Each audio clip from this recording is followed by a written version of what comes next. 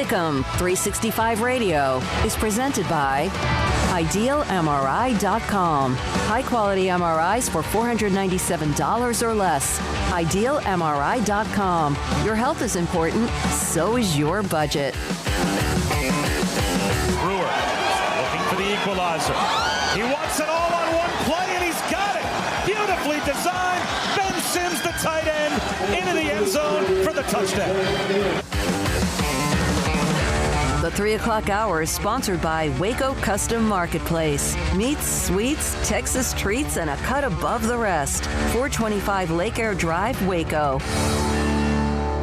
Mayfield on a fake, flip to Beckham, and he gets away. Now Beckham has room to run. Odell Beckham cuts back. Odell Beckham Jr. all the way. Touchdown, Cleveland. Here's David Smoke, Paul Catalina, and Craig Smoke. All right, here we go. This Monday, a new week. It's October the 5th. It is warm, and it seems like the summer temperatures have popped back after a nice fall type of almost spring last week. We're coming off Baylor's first loss of the year. Cowboys disaster on defense. Baylor a disaster on offense. Can it be fixed? How does it get fixed? Much more to get into. We'll hear from Dave Aranda from earlier today. No one-on-one this week with it being an off week. They need that time, although they've had plenty of time to get things prepared. Now need that time to regroup after the loss in Morgantown. And yet again, it was a double overtime game. A lot of you, of course, have expressed your frustration, and we'd love to hear from you now. 254-339-1122 on the hotline. Also, the text line, you can call in and be a part of it. 254-339-1122. Paul Catalina is here. Craig Smoke is here. C.J. Armstrong and, oh my goodness, Amelia's back in the studio. First time she's been here at the studio as well. Amelia Myers as well. So 254-339-1122. Your feedback, questions, comments, opinions. Let's start with Baylor.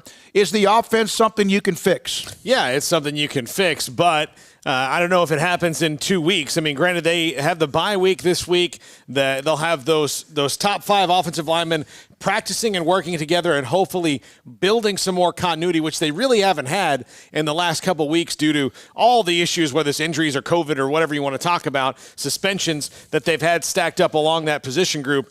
That's what needs to get better, and it needs to get better in a relative hurry. You can't change the players. They were all back. Maybe perhaps a cohesiveness. I asked Coach Aranda about that when we have him today at 4. Craig? I mean, am I the only one that's more concerned than just the offensive line? I don't think that they were the sole reason why they lost that game on Saturday. I think some missed field goals cost them that game on Saturday, which now I worry about Mayers' confidence just because with kickers, you don't know. And at Baylor, we have certainly seen our gamut of kickers that one moment they're great, and then they miss one, and all of a sudden it's like, who the heck knows, whether it's from 25 or 55. So that's a concern for me. If he makes those field goals, game's different, right? Offensive line, I think they are the easy target. I don't think they were great. I think that at times they played poorly. West Virginia is obviously just a terrible matchup for them. I don't think the quarterback play was great, and I don't think that was all a result of the pressure that Charlie Brewer was facing. I think there were some bad throws. There were some throws that were there that couldn't be made. There were some mistakes like the interception at the end of the game that cost them a chance when it didn't seem like they had a chance. So, yes, the offensive line is a product of somewhat of what the players are and the mixture of them and the lack of chemistry, which 2 weeks should immensely improve that. But I know the easy thing will be to do is just say, oh, man, it was the O-line. And, yes, it was, but it was also Charlie. And it was also the receivers not getting open. And it was also kickers not making kicks. And it was your best players. And this is something I said, and this is something I thought about last night. When Matt Rule first got here, remember when they were struggling right out of the gates? And everybody wanted to, Rule sucks, Rule needs to be fired, the coaching staff stinks, Nixon's awful. And one thing that after like 3 or 4 games I started saying to myself is, you know what, like the calls weren't that bad. It's just that guy didn't make a tackle, that guy didn't make a kick, that guy didn't catch the ball, that guy didn't break a tackle. And so, yes, some of it's probably the new coaching and some of it's the offensive line, but I think in games like that, somebody's got to make a play. Like somebody just has to say, I'm breaking this tackle and taking it 10 more yards to extend this drive, or I'm getting into the end zone, and nobody really made any plays on Saturday. No, they were fortunate the game was overtime. And I know there's some parts of the game that can frustrate you as a fan base. Bottom line is they were beaten in double overtime. If you look up and they lose 27-21 in double overtime, first they didn't score 21 points. They barely scored 7.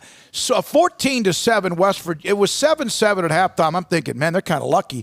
14-7 to me looked like climbing Mount Kilimanjaro because the offense. But you're right. Charlie did not have his best game. He also did not have as much escapability. It looked like he was hobbled. There was a hit when he got hit on the sideline, which, again, you can argue whether or not it should have been a late hit. You could argue about R.J. Sneed and targeting. It didn't happen. He didn't get it. Brewer didn't get it. Bottom line is there were some times when Charlie had more escapability when he could have made the play. Now, could Bohannon or Zeno have had more escapabilities? We don't know what goes on during practice. Right. We don't. It's the most popular player on a team is the backup quarterback, or in this case, 2 young backup quarterbacks. I've said it, and I've taken heat for this, and I don't care. I'm riding Charlie Brewer until he has nothing left in his tank, and whenever that comes, it's up to the staff to make the decision. He could have been better. The last throw made no sense at all. We don't know what the route was supposed to be, but that was a bad pass. Okay, I'm going to say this. Which camera am I on? I'm going to say it directly into the camera. Look, I understand that Charlie Brewer played poorly, and a lot of that has to do with the fact that when he gets roughed up, like he did the other day, that's when he has his worst games, which is not uncommon for most quarterbacks. But I'll say this. There is no conspiracy on any team in the country, any college football team, because these are guys who are making 7 figures. To keep that job, you have to play the best players. There's no grand scheme or aristocracy in the quarterback rooms. If Bohannon or Zeno or Blake Shapen were all better to play than Charlie and gave them a better chance to win, that's what they would do. So there's a reason for that. It's just like when Gary Bohannon came in and played against Kansas before Jacob Zeno did. I got 5 texts asking me, well, what happened to Zeno? Maybe a healthy Gary Bohannon, who didn't have a hip problem anymore, beat him out because he's a year older. Maybe that happened. We're not privy to that, but I'm just going by, there's no grand plan other than the best players will play. Yeah, and I know Zeno, what he did at the end of the game against Oklahoma last December was fantastic. And I know at times Bohannon also had to kind of get the trust back in the coaching staff because he didn't have the best offseason either with a couple of things that occurred with him. I'm going to ride with Charlie Brewer. But does he have to get better? You're darn right he does. But when you have no running game, you have none. That's not on Charlie Brewer. And then again, maybe it is if you can't throw the ball in certain places because then they can stack up everybody near the line of scrimmage. But I did see him running for his life as much as I saw him not being able to get that extra second or yard or two. So the bottom line is they have to get better. And 2 weeks, if they can't get cohesiveness with everybody, if they stay healthy, this is when you have to get better. Unfortunately, they had a chance to steal a win in West Virginia. They didn't do it. Either the offensive line gets better and Charlie plays better, or they're going to have to figure out other ways to win offensively. And, I mean, you're not going to start from scratch and you're not going to completely revamp everything. But, I was calling on Saturday for just some kind of a change, like just somebody make a play, shake something up on offense. And, yeah, I was almost not routine, but wondering if we were going to see Bohannon or Zeno just to because the offense was – even with the lack of blocking at times and all of that, when they did have a chance, they still had to make a play. Like when the blocking was there, the throw wasn't there, or the tackle broken wasn't there, or the catch wasn't there. It was a problem all over the offense. I mean, there were a couple of highlights. The Ben Sims touchdown. Yep. Charlie showed his typical heroics. And, the thing that people base Zeno off of is the same thing that they would base Charlie Brewer's first appearance versus West Virginia off of. He nearly led us back. He made some plays. And if you want to base it all off on that, well, 3 years later, here you are asking for the guy who played against West Virginia to not be your quarterback anymore. And in some cases, at least social media-wise. So, obviously, there's something with Bohannon and Zeno and Shapen where they feel like Charlie Brewer is their best fit. Paul's exactly right. So, for everybody clamoring that, I want to see another guy. Yeah, I think it almost got to the point Saturday where Charlie was so ineffective that you kind of were, at least I was thinking, like, somebody's got to at least be able to provide a spark, but they were still in the game. And so who are you going to take out? That guy when he's led you so many times and nearly did it again. And, yes, he definitely got his bell rung on the sideline. That should have been a penalty. The R.J. Sneed hit should have been a penalty. The officiating was a big topic after the game, but that's not why they lost. It contributed, but their own mistakes and lack of execution contributed more than the Zebras did. Here's one of the things you do. You make any of those field goals, and we know that Mayers has been clutch, but you miss one, and neither one of the longer ones to me had much on them. It just seemed like it was a little bit, they were somewhat dead. Well, remember his first one last week? That was just a line drive. I mean, he hasn't really booted one. And that could be, and just like a receiver and a pick, sometimes it's a bad route. That could be anything. It could be the snap, the hold, it could be the kick, it could be all three or two of the three. It only takes one to be off. Now, do you have Aranda on Charlie Brewer in the postgame? Do we have that available? You have that, CJ? This is not the Big 12 media conference, which he had today at 11. That was the only time he was available. He'll have another Zoom media session on Wednesday. I asked the question. I didn't want Charlie Brewer coming out of the game, but sometimes just a series, when the game is tight, I asked him this question in the postgame. I'm sorry. I know you brought Bohannon in for a play or two. Did you ever think about taking Charlie out to give him a chance to decompress, or is you ride with him because of all he's done? Yeah, I never thought about that. Yeah, I think just with Charlie in there and just his ability to lead our group and the way he sees things and the way that I look at that touchdown drive that tied it up there at the end. I mean, that's Charlie Brewer right there.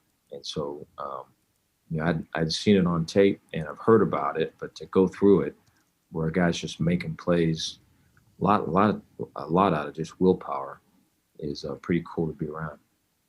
So that's Dave Aranda following the game. It's a fair question because he did come out for just a play or two, and he did obviously have an issue with his ankle. By the way, from Gunny on the text line, then we take a call. Zeno was actually 2 for 6 against Oklahoma. Ebner made a great catch and run for the touchdown. The other was a good throw to Platt. 2 throws make people think he's better, but he still has a ways to go. And again, we're not inside what they see on an everyday basis in practice or film work. Absolutely, yeah. It was an overreaction in some cases to 2 passes, and that's absolutely right on Gunny's part. And I've pretty much felt that way since that showing and people kind of clamoring for him to be the starter. I understand the excitement, though, because those are not the types of passes we see from Charlie Brewer, ever, right? He just does not make those passes. They do not have a real down-the-field threat in the passing game, either from him or their receivers right now. Even though they've got guys that you would think could go and get open downfield, we're not seeing it. And it's either the receivers aren't getting open, or it's Charlie's also not making the throws. And just when you can't when you can't block up front, you can't get a run game going, you're not a threat down the field. All you can do is dink and dunk, and maybe throw to the tight end every once in a while. And even then, it's hard to do that because they're shrinking the field. Well, and part of that also, and Stephen will come to your call in Virginia in just a second. There's 2 factors. One, West Virginia runs this 3-3-5 stack that they run really well, that Charlie Brewer in particular doesn't see well. I think that's one of the defenses that, and look, you can go from Peyton Manning all the way down the list of quarterbacks. There are defensive schemes that all of them just – it's not their jam. The other thing is, look, Larry Fedora is not a high-flying, rip-it-up, throw-it-deep coach. No. He's not. It's almost West Coast-ish. He's got a lot. The one thing I love about Fedora's offense is that you can't put it in a box of it is a this. You see elements of the West Coast, of the spread, of the veer. I mean, there's all these things in there that he's put in at tempo. One thing we have seen is he will throw the ball to a tight end. Yeah. So, and that was one of the best moments of the game. Let's go to Steve. Good points, both of you. Thank you very much. 254-339-1122. Your feedback right now on Sikkim 365 Radio. Steven in Virginia, thanks for your call. Good afternoon. Hey, guys. I was just thinking a lot about one of my things about being a Baylor fan is I've always felt like Christianity and faith is part of it. And then, just my faith doesn't want me when Charlie Brewer looks like he's hurt to send him back out there in some kind of gallant form, like he's going to just win us the game with half a shoulder or with a concussed head. And I've really gotten concerned the longer this goes on. And Coach Rule did this a lot last year, and I understand, we're coming up on, we're about to play Oklahoma State on homecoming. And, I remember when we did not start Charlie on Oklahoma State and Jalen McClendon did not look good, and Charlie Brewer came in and led them late to win. I understand. But it's been a few years since we've seen Charlie come back like that from he's hurt. And I think we've seen a number of games where Charlie gets dinged or gets, hit really hard. And I don't want Charlie to be a paraplegic because this Baylor football program ran him out there until he couldn't do anything anymore. I'm worried about his health. Stephen, go back a week ago Friday, and I think there's some concern there. There's no question. I've talked to Charlie about it. We have the interview with his father, Robert, a week ago Friday, so 2 weeks ago basically. Go back and find that podcast somewhere on our site, Sikkim365.com, and listen to what his father has to say. There are a lot of concerns about what people have said are concussions. He's been hit before. That hit on the side, right there on the sideline, 15 yards in that game for Baylor was like a touchdown. Mm-hmm. And he took a shot. Not only was it, whether the hit was late, it was the force of the hit into the bench, into the fan. It was a late hit. And so, and I think what in that case was not a head situation. No way. That was an ankle issue that remember last week he came out. So I think that may have hurt him and his maneuverability because he's very special about having the instincts to escape the rush. He went into the game with a bad quad. He may or may not have a bad shoulder. It kind of appears at times that he does. That's something he dealt with last year. The ankle, that injuries, I totally... Baylor fans totally understand the concern over Charlie Brewer. I have some of it myself, just because a game like Saturday, there's just certain games where he's locked in, although I feel like we haven't seen that in quite a long time, quite frankly. And then there's games where he just sort of looks out of sorts from the get-go. And West Virginia, after that sideline hit, he just looked out of sorts. It's one of those Charlie games, right, where he's not there 100% either health-wise or just mentally or whatever. And it showed offensively. So, I have concerns for Charlie, but I don't think that they're like, well, we just have to win games, so we must throw him. I don't think that that's the case at all. This isn't the program. This isn't, that kind of deal. They've got other options, and if Charlie was that bad off, then those other options would have to be better. No matter what other writers have said, I'm telling you right now, from Kenny Boyd to Mack Rhodes to Matt Rule, but even before he left and after he left, through Jeremiah Dickey and also the coaching staff now, I'm promising you this. I know that there's just they're throwing him out through to the Lions and there's blood on him or the Sharks.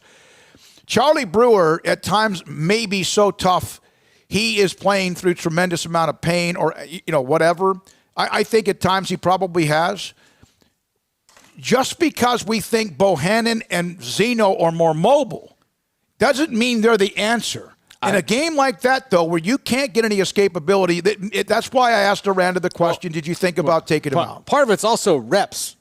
Charlie Brewer takes the lion's share of the reps. I'm running with him until he has nothing left in his system. I know that others disagree with me, and there are going to be some occasions when I might go, okay, you got to throw in the white towel. Playing devil's advocate, I think some people feel like he doesn't have much left. I don't know. I've gotten from guys who analyze the game through the X's and O's, through the actual film. And I'm not saying Sam Bradshaw. I'm talking about guys who are like that analyze and look at what he's done, to others who are just worried about him and everything else in between. And let's be very clear. He's not the sole reason why they lost on Saturday. He's not the sole reason why they lost on Saturday. You know what? You gave up a long drive to open the game. Yeah. You had a couple of jumping off sides and critical yardage issues. You missed, as you mentioned, was it 3 field goals or 2? You also then missed 2. You also then had a couple of drop passes. I thought it was 3. I thought it was 3. It was 2. 3. Mayers missed 2, and then Raschenberg missed a long one. So blocked, yeah. And that could have been returned for a touchdown and disaster. So Mayers had a couple that were like, the one hit the upright, the other one, but neither one of them looked like they had much oomph on it. But I'm not going to start condemning him until that is a trend, as you said, because we've seen kickers go south in a hurry. They're like relief pitchers. All right, several texts from Paul Bloss. Need to have deep ball capabilities. We've gotten into that, and that's something maybe. Again, I'm going to tell you that Larry Fedora. It's not that he doesn't want to do it, but that's not his. He's not like the Bryles offense, they took shots. Well, yeah, and their offense on their reads, the way that offense worked was there's a short and intermediate and 2 long routes on every play. So that was kind of up on the quarterback. That's not really what Larry Fedora is doing, and he's trying to morph his offense into what he's got right now. I think part of the problem that we haven't seen much from Tyquan Thornton is that Larry Fedora hasn't turned him loose yet on that kind of thing, and maybe he doesn't feel like that's what their offense can do. Do they have time to turn him loose? Do they have time, or can Charlie get it to him? Or is there such a just smother effect that you're just not able to take some deep shots? And it might be Tyquan's also himself not getting distance. We don't know because we don't get to watch the film. Yeah. And the assistants aren't available under this new group. They're not available like they were before. We'd have one about once a week. And so at times we don't really have a chance to pick their brain as much either. Yeah. From Matt in D.C., the O-line has been a joke since 2016. We have not recruited anyone to fix it. Charlie needs to roll out after 2 seconds because he'll not get 3. Defense, keep doing what you're doing. And that's, again, Matt in D.C. Defense kept them in the game, almost won the game for them, no question. They've recruited. Whether those guys have turned into real players or not, is another question. But they've definitely recruited. I mean, they went from 6 scholarship offensive linemen in Rule's first year to like 20 guys. So the depth was something they didn't even have originally that they now have. Now, whether that's quality depth or not, you can be the judge of that, or others can be the judge of that. I think there are certainly some players who are not where they need to be. I don't think Xavier Newman, in coming back in his first game, played just some great game like you thought a senior coming off a suspension would come in and play. He didn't. No. Everybody on the entire offense can take some criticism after Saturday. Charlie, Burton, none of those guys who came back seemed like they gave them any kind of lift. Burton was standing straight up like a light pole and got knocked backwards like first drive or second drive of the game. And so, there was some rust. There was some sink issues Here's what I was thinking. They played the game that everybody else played in their first game, basically. That we kind of expected them to almost perhaps play against Still Kansas. Brothers. But they played Kansas. And so maybe that disguised some of the ugly issues that they're going to have to clean up. And then once they played somebody who's a little bit more up to task, then those issues got exposed, like we see with Oklahoma, Texas, everybody else who has had a bad game, or a lot of those teams who had bad games in week 1. This was kind of like Baylor's week 1 game. I don't think that anybody needs to raise the panic alarm. There are still plenty of winnable games. Opinions change every single weekend. I mean, look at the opinion of Texas now, right? I mean, there might have been some doubts about them, but now, hey, look, it's a totally different ballgame because they picked up a loss. Now Iowa State looks a little bit better to people, don't they? So it changes week by week. The Big 12 is totally up for grabs. You're not eliminated with 1 loss, but you do have to go out and play much better against Oklahoma State in 2 weeks, and now you get an opportunity to catch your breath, clean up those mistakes. This is not a bad football team, but it's a football team that's obviously got some issues to work out. All right, they could be 2-0. They're 1-1. They have a 2-week break. They have a team that right now looks like it might be, along with Iowa State, who knows, right now, at least ahead of the pack in the Big 12, although TCU said, hey, don't forget about us. Yeah. And by the way, before Paul gets to that text, did anybody else notice Amelia shows up? All of a sudden, Oklahoma State's in first place. I know.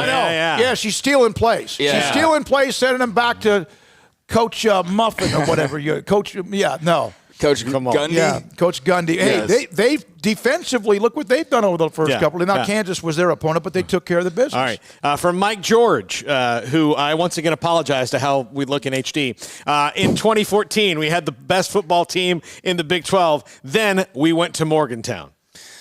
Yeah. All right, from Jane on the chat room, the Willis Law Firm chat room, and then we'll go back to a couple of those. Is there an update on R.J. Sneed? He will not most likely practice this week, but should be available the next week against Oklahoma State. Did the Big 12 Conference review the play? Listen, I'm going to tell you this. I'm going to tell everybody this. I'm going to say it this week, and I'll never say it again. Every team can submit concerns about calls, targeting, hits, whatever. They submit them to the conference, and rarely will you ever hear another word about it. And what they said to Texas Tech last year was stunning when they called them out for some of the things that were said in the postgame. Stunning that they actually publicly reprimanded a team. You can submit them, they can admit it, and it pretty much dies in the vine. Yes. That's it. And so that's kind of where that will go. Unfortunately, you will not hear Bob Bowlesby come out and say, hey, that hit on R.J. Sneed was dirty, and we're going to suspend the West Virginia defender for a game. Like, that's just not going to happen. I will say this, though, that there was 38 penalties in just the Texas game with TCU and Baylor against West Virginia. There were nearly 40 penalties for nearly 300 or 400 yards.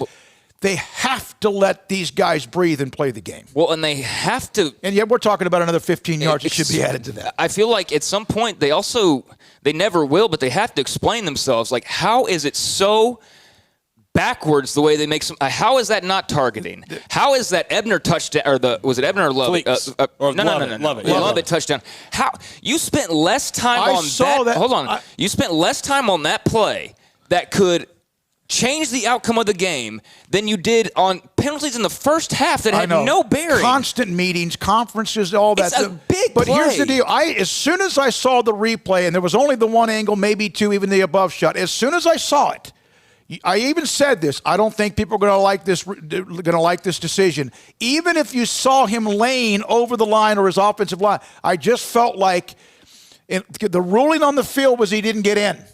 And I know that if he crosses the goal line, he's laying on the back of his offensive lineman. But just because of the grouping of bodies, I felt like they're not going to overturn this one. And unfortunately for Baylor, I was right. Hey, Bob Bowlesby, I know you don't care what I have to say, but you have garbage official crews. You do. It was evident in 2 games simultaneously on Saturday. Multiple no calls that made 0 sense, multiple calls that made no sense. It is a laughingstock. It is borderline Pac-12 referee bad. And something, I know that some excuse, well, they didn't have the proper training. Well, then what was the excuse the last 10 years? No, these are veteran guys. These are all veteran officials. It's disgraceful and there's some that are fantastic, right. But it just seems like it's such a delay just to make a holding call. Let me knock through these before we got to go to JJ Joe in our next segment. From the 817, so most of the receivers are back, your quarterback and your running backs from an 11-3 team, but that OL will end Brewer's career. He's hurt every game. Your defense is still championship level. If we get that line even average, sick 'em. All right, from Ryan and Irving, the offensive line is the problem. Brewer is banged up because he's on the ground, and our wide receivers are super talented. Thornton not getting enough targets, in his opinion.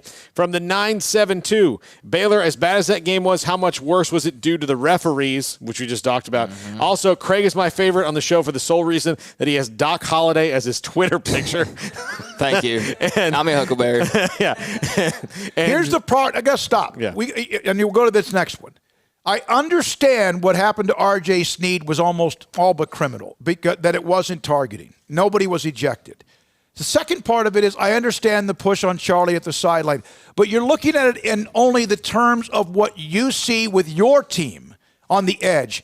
Nobody has called us or sent us a text or whatever and said anything about, well, West Virginia got screwed here and there, and I understand why, because of our audience, and we get that. But it kind of can go both ways. That's why when we get into that, we almost dive into the mud. Now, you're right, Craig. The games take too long. The meetings take too long for a simple procedure call or whatever. Get the thing going, and don't be so damn sensitive when it comes to any kind of physicality. Let the son of a guys play. You know why the Big 12 has Let the label? them play. The Big 12 has the label of being soft, not because of the offenses that are run, but because of the officials. More than anything else, in my opinion, because they don't let them play physical. Let them play. They don't let D-backs play physical at all. And so that soft reputation, the Big 12 did that to themselves more so than the team styles did that. But we only hear it because of the teams. TCU, Oklahoma, and all of them. Again, let them play. Officiating did not cost Baylor that game on Saturday. There were some egregious calls. You could have called about 50 holding calls on Baylor, by the way, in that game that they did not call. So it goes both ways. But there were some just like, what the heck is going on plays. All right, last one. And we've addressed this earlier, Kevin, if you're just tuning in. But Kevin from Waco says, do you think our fan base has been too harsh on Charlie after this weekend? People have bad games, sure, but are we giving enough credit to West Virginia's defense? With that defensive line, they can create very bad math for offenses by dropping back more players into coverage. I addressed that earlier. Mm-hmm. The 3-3-5 stat, Kevin, that's a very good observation. But because of that offense, and I do think that Charlie does not see that scheme very well. And when you've got the Stills brothers just eating lunch all day, you put those two things together, it's bad. You would think, though, to close it out, JJ Joe can help us with this. After a year of what Stills and them did to Baylor last year at McLean Stadium, you would have something in your system to make sure it didn't happen again. And sometimes, you know what? They're just better. Yeah, they were just like James Lynch and that team last year. Defensively, they're just better. Let me give you this stat and we go. I know, but this is from West Virginia. So Stills got Cope Defensive Player of the Week along with Kendrick Van Zandt at TCU. He had 4 tackles, including 3 solo. 3.5 tackles for loss was his career high. 2.5 sacks, the most since Baylor last year. So in the past 2 years against Baylor, Stills has 14 tackles, 10 solo, 5.5 sacks, and 6.5 tackles for loss. That's a defensive tackle. That's one guy in 2 years. JJ Joe can help break it down more. We'll hear more from you as well. By the way, Philip Montgomery, head coach of Victoria's Tulsa against UCF at 4:30. And Phil Bennett today at 5 among Dave Aranda's teleconference with the Big 12, which some of us ask questions at 4 o'clock. This is Sikkim 365 Radio. Alan Samuels, Dodge Chrysler Jeep Ram Fiat Ram Power Days continue. Truck season continues. Lots of dealerships have rough time now with any kind of fresh inventory. Alan Samuels has multiple dealerships and connections across the United States to load up on a huge selection of Rams, with more coming in every single day. If your business or your farm or ranch operations, you need a truck, they have the trucks. Ram, the highest pickup truck in loyalty in America. Jeep fans, Jeep Adventures Day also been extended, and tremendous bargains on every Jeep model, including financing available, huge selection from the Gladiator to the Jeep Grand Cherokee. And no matter where you are, they will help you find a car somewhere with all the various states and dealerships they're connected to. Alan Samuels, Dodge Chrysler Jeep Ram Fiat, Loop 340 east of 84 in Waco. What you do in privacy is your own business. What you do in public with your truck, well, that's our business at Pickup Outfitters. In your garage, it's okay for your truck to parade around in the nude with no accessories. Hey, this is still America. But when you bring your truck out in public, it's just common decency to put an outfit on your truck. And that's where we come in at Pickup Outfitters. Put a cover on that bed. Cover your rear end with a bumper and a hitch, for goodness sakes. There are women and children on the roads. And guys, don't leave your tools exposed. Put them in a toolbox. Be proud of your truck and stand tall with a lift kit. Or improve your truck's posture with a leveling kit. Add some class to your pickup with new wheels and tires. Or dress up for a date with your new RV or boat with a fifth wheel or a receiver hitch. At Pickup Outfitters, we're dedicating to making the roads decent for all Central Texans. So when taking your truck out in public, remember your manners and accessorize it properly with an outfit from Pickup Outfitters. 220 Lake Air Drive in Waco. Do you or your kids get nervous about going to the dentist? Stonewood Dental, Dr. Steve Childress, he can help. I've spent a career taking care of patients who as children had bad experiences, and now they're adults that hate going to the dentist. If I get a kid at 3 years old and they come every 6 months and it's a happy experience, it's normal for them. Now they have an accident at 6 or 7 or 8 at school. Now they have a broken tooth or a trauma, and they have to come here. They're used to lights, they're used to water in their mouth, they're used to experience, they already trust us. It's amazing what we can do with that kid without it being a negative thing. But if I see a 6 or 7 or 8 year old that's never been to the dentist, and now they have a trauma or an unfortunate unexpected toothache, it's harder to do that for that kid and it not be somewhat of a negative experience. So bottom line is I try to teach kids and adults and teenagers and everybody the way I'd want my family treated, which is where it's a necessary part of life. You just take care of it. It doesn't have to be that big a deal. Learn more, stonewood-dental.com. It takes time to reach goals. It's a truth that applies to more than sports. It goes for your financial goals as well. You work hard for your money, and you deserve an investment strategy that lines up with your game plan. And Tom Albers, your Edward Jones financial advisor, can help. If your financial investments aren't putting forth the effort you desire, stop by today for a financial review. Tom Albers, 4301 Lakeshore Drive, 254-776-7605. Edward Jones, member SIPC.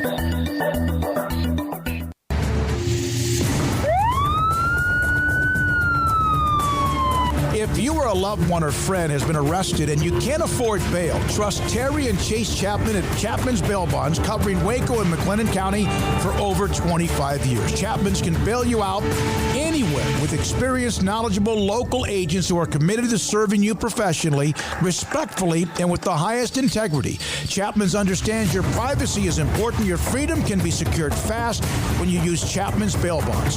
Open 24 hours a day. Payment arrangements available. Call Chapman's Bail Bonds. When you need help, 254-754-1603. When you ring, we'll spring. Texas board-certified personal injury trial lawyer and Baylor alum David Willis and Baylor alum Parker Willis are ready to help if you or a loved one has been wrongfully injured in an auto accident, SUV rollover, industrial accident, 18-wheeler crash, or were seriously injured by a defective product or recalled drug. Call them for a confidential and free case consultation at 1-800-GOT-HURT or visit them at texastriallawyer.com, principal office in Houston, Texas. Welcome back to Sikkim 365 Radio.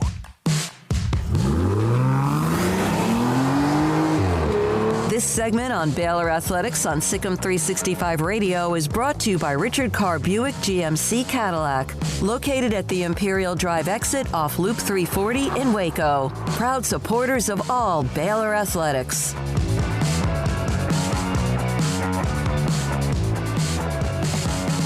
He played the game. He was a quarterback at Baylor, and he's been a longtime color analyst on the Learfield IMG radio broadcast as well. J.J. Joel, who listens to us on Sikkim 365 Radio, and also we're a fan of his work as well, joins us on Sikkim 365 Radio. J.J., everyone looks at the negative, and we just had, in fact, Paula just said, hey, can you guys say some of the positive things? And we brought up the defense and a couple of other things as and well. And the tight end touchdown. And the tight end, yeah, they found the tight end in the passing game the first 2 weeks. That's right. If you were a quarterback and you saw what you saw Charlie was facing, is it the lack of a running game? Is it the fact he had no time to throw, or was he just not having a very good day? You know, I mean, David, I appreciate you guys having me on, and that's a great question. I think it's a combination. I mean, if you look at the game, this is the first opportunity to take this offense against what I'm going to call a Division I Power 5 opponent. And I mean that with no disrespect to Kansas, but they're rebuilding their program. So what they found out is they were going against a team that defended us tough last year. Charlie was not that sharp. He was solid, but not sharp, and we saw that. Everybody saw it. The offensive line had issues blocking. Darius Steele and Tony Fields had a great day. And then also you could tell it's the first time under stress that Coach Fedora has had to figure out, okay, what can I get these guys to do? So as you look at it, it was a combination, Smoke. It was just a combination of, we couldn't get the ball, we couldn't run it. When we threw it, we got sacked 6 times. And then on top of that, they were winning the battles, the one-on-one battles, whether it was in the secondary or up front, they were winning them. How much of this, they haven't really gotten Tyquan Thornton loose yet. They're not throwing a lot of deep routes. Is that a function of the offensive line, or is that a function of also Larry Fedora's offense is not like Brow's offense when they threw deep a lot? It's more West Coasty in that regard. Yeah, you're exactly right. There is a significant difference. I mean, if you remember when we played them in the bowl when he was at North Carolina, it's a significantly different offense. They're going short quite a bit. He likes to run option routes off the middle with those slots. He likes to get a bunch of crossers. I'm trying to remember how often I saw Browse run a crosser. It's usually a deep crosser. So I mean, it's a different offense. It's a lot more east-west, and they haven't figured out how to get Tyquan loose. Now, here's part of it as well. I think Coach Fedora has to really start figuring out how to use Charlie. It's great to have Charlie in the pocket. He can do it. But to have a guy deal the ball from the pocket, it takes a RG3 arm, a Bryce Petty arm, a Seth Russell arm to do it and do it consistently and do it over and over. And Nick Florence did it. He's not the strongest arm, but he did it. So I think Charlie's best game is to speed up the game and get him moving. For some reason in his brain, he plays better football when he is, I'm not going to call it helter-skelter, but in the sense that he is actively moving and in the game. So it'll be interesting to see, what happens over time. But I think Charlie's game is slightly different, and he's going to have to figure out how to best use it. JJ, even with the troubles on offense and the troubles on special teams, they still went to double overtime, and the defense obviously played a huge role in that. Did you suspect at all with them replacing starters, even though there was experienced guys coming back because Rule and them played a lot of guys? Did you expect the defense to be playing at this level this early on? Man, hey, I'm as surprised as anyone. If I was a betting man, I would have took it to Vegas that the offense was going to have to score 28 a game to keep us, our head above water. But I'm not a betting man. Yeah. So So I mean, I'm surprised, but I probably shouldn't be. Why? Because Rule left a fabric, a culture of he left guys who are tough. And these guys that you got to remember, a lot of these guys, not all of them, a lot of them did experience the 1-win season. Not all, but a lot. And you got Terrell Bernard, you got Dylan Doyle transfer, you got William Bradley King, who's a transfer who has experience, Raleigh Tejada. And man, these guys play fast, they play hard. The violence and the speed has not changed. That is what is really kind of evident up front. So, man, it's been great to see it. I hope that we needed to keep going because it looks like it's going to take the offense just a little bit longer than we thought. Okay, so they had the issues with the offensive line and they couldn't play, and one of the reasons the game with Houston was canceled. And then 3 of them couldn't play last week, 1 suspension, 2 because of COVID.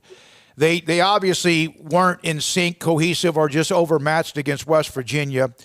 So they have these 2 weeks, although they have had enough delays. But will these 2 weeks, JJ, allow them, is it enough time to allow them to have reps, cohesiveness, chemistry, and time for the game with Oklahoma State?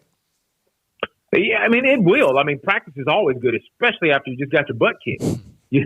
Let's be frank. I've been part of a bunch of butt kicks. I've got my butt kicked a lot. So I mean, it's really good, but this team needs to play. They didn't go through spring, which I'm going to tell you, not being able to take the classroom information in Coach Fedora's new offense to the practice field against the defense. I'm going to tell you, your defense is generally the hardest you play against. Why? They know every tendency. They know every audible. They know every check. They know where you want to go with the ball. And the coaches don't like each other during spring. So they didn't have a chance to take those 14, however many practices and install and work on offense. It's really hurting them. So this team needs to play, and I think they have the film. But to be honest, if we're frank, we haven't blocked Darius Steele in 2 years. Mm-hmm. I'm hoping the guy. I mean, this is last year. I hope he takes it and moves on. Dante is not as dynamic as his brother, but he's had good games. So I think part of it too is these guys. They for some reason they took it personal playing our guys, and you could tell. Mm-hmm. JJ, because of everything, you mentioned all that stuff in the offseason, the weird offseason, do you expect to see a bit of an up and down for not just Baylor, but for most teams until we say, maybe it could be the end of this month or like early November before we see like real cohesiveness and team on a legit like streak? No, I think it depends. See, what's hurting Baylor is it's just the transition and the lack of a spring and this offense. So I'm glad to see Coach Roberts and the defense playing fast, playing well, playing violent. But I think it's going to be about half the season before we see this offense at anywhere close to full capacity. Coach Fedora is trying to figure out, hey, what set of plays, what schemes do I have to put in that these guys can run? And I'm going to tell you right now. I mean, I know Coach Fedora. If he can't find a way to get Tyquan Thornton the ball, it will be a very long season because he is probably about the only guy we have that anybody is definitely afraid of getting deep. And you got to, even if you don't complete it, you got to get that guy vertical. Got to be able to protect long enough to get him vertical. So then that loosens up getting Ebner and Lovett going. You could tell right off the top. West Virginia said 2 things: Ebner will not beat us, and Lovett will not get going. Mm-hmm. Anything after that, you can have it. Yeah. Yep. JJ, what were some positives that you took away from Saturday? I know they kind of were few and far between, but was there some bright spots that you were able to take out of that game? Yeah, I think so. I mean, offensively, we finally started figuring out late. I mean, this is what I love about Charlie. I mean, Charlie could, he didn't have a terrible game. I think he was 23 of 38. He had a couple picks and one was late, but he made the throws when we needed him to make the throw. He just had the interception late, which I could tell you now. He's probably wishing he had that one back, but he got hit when he made the throw. So it wobbled on him.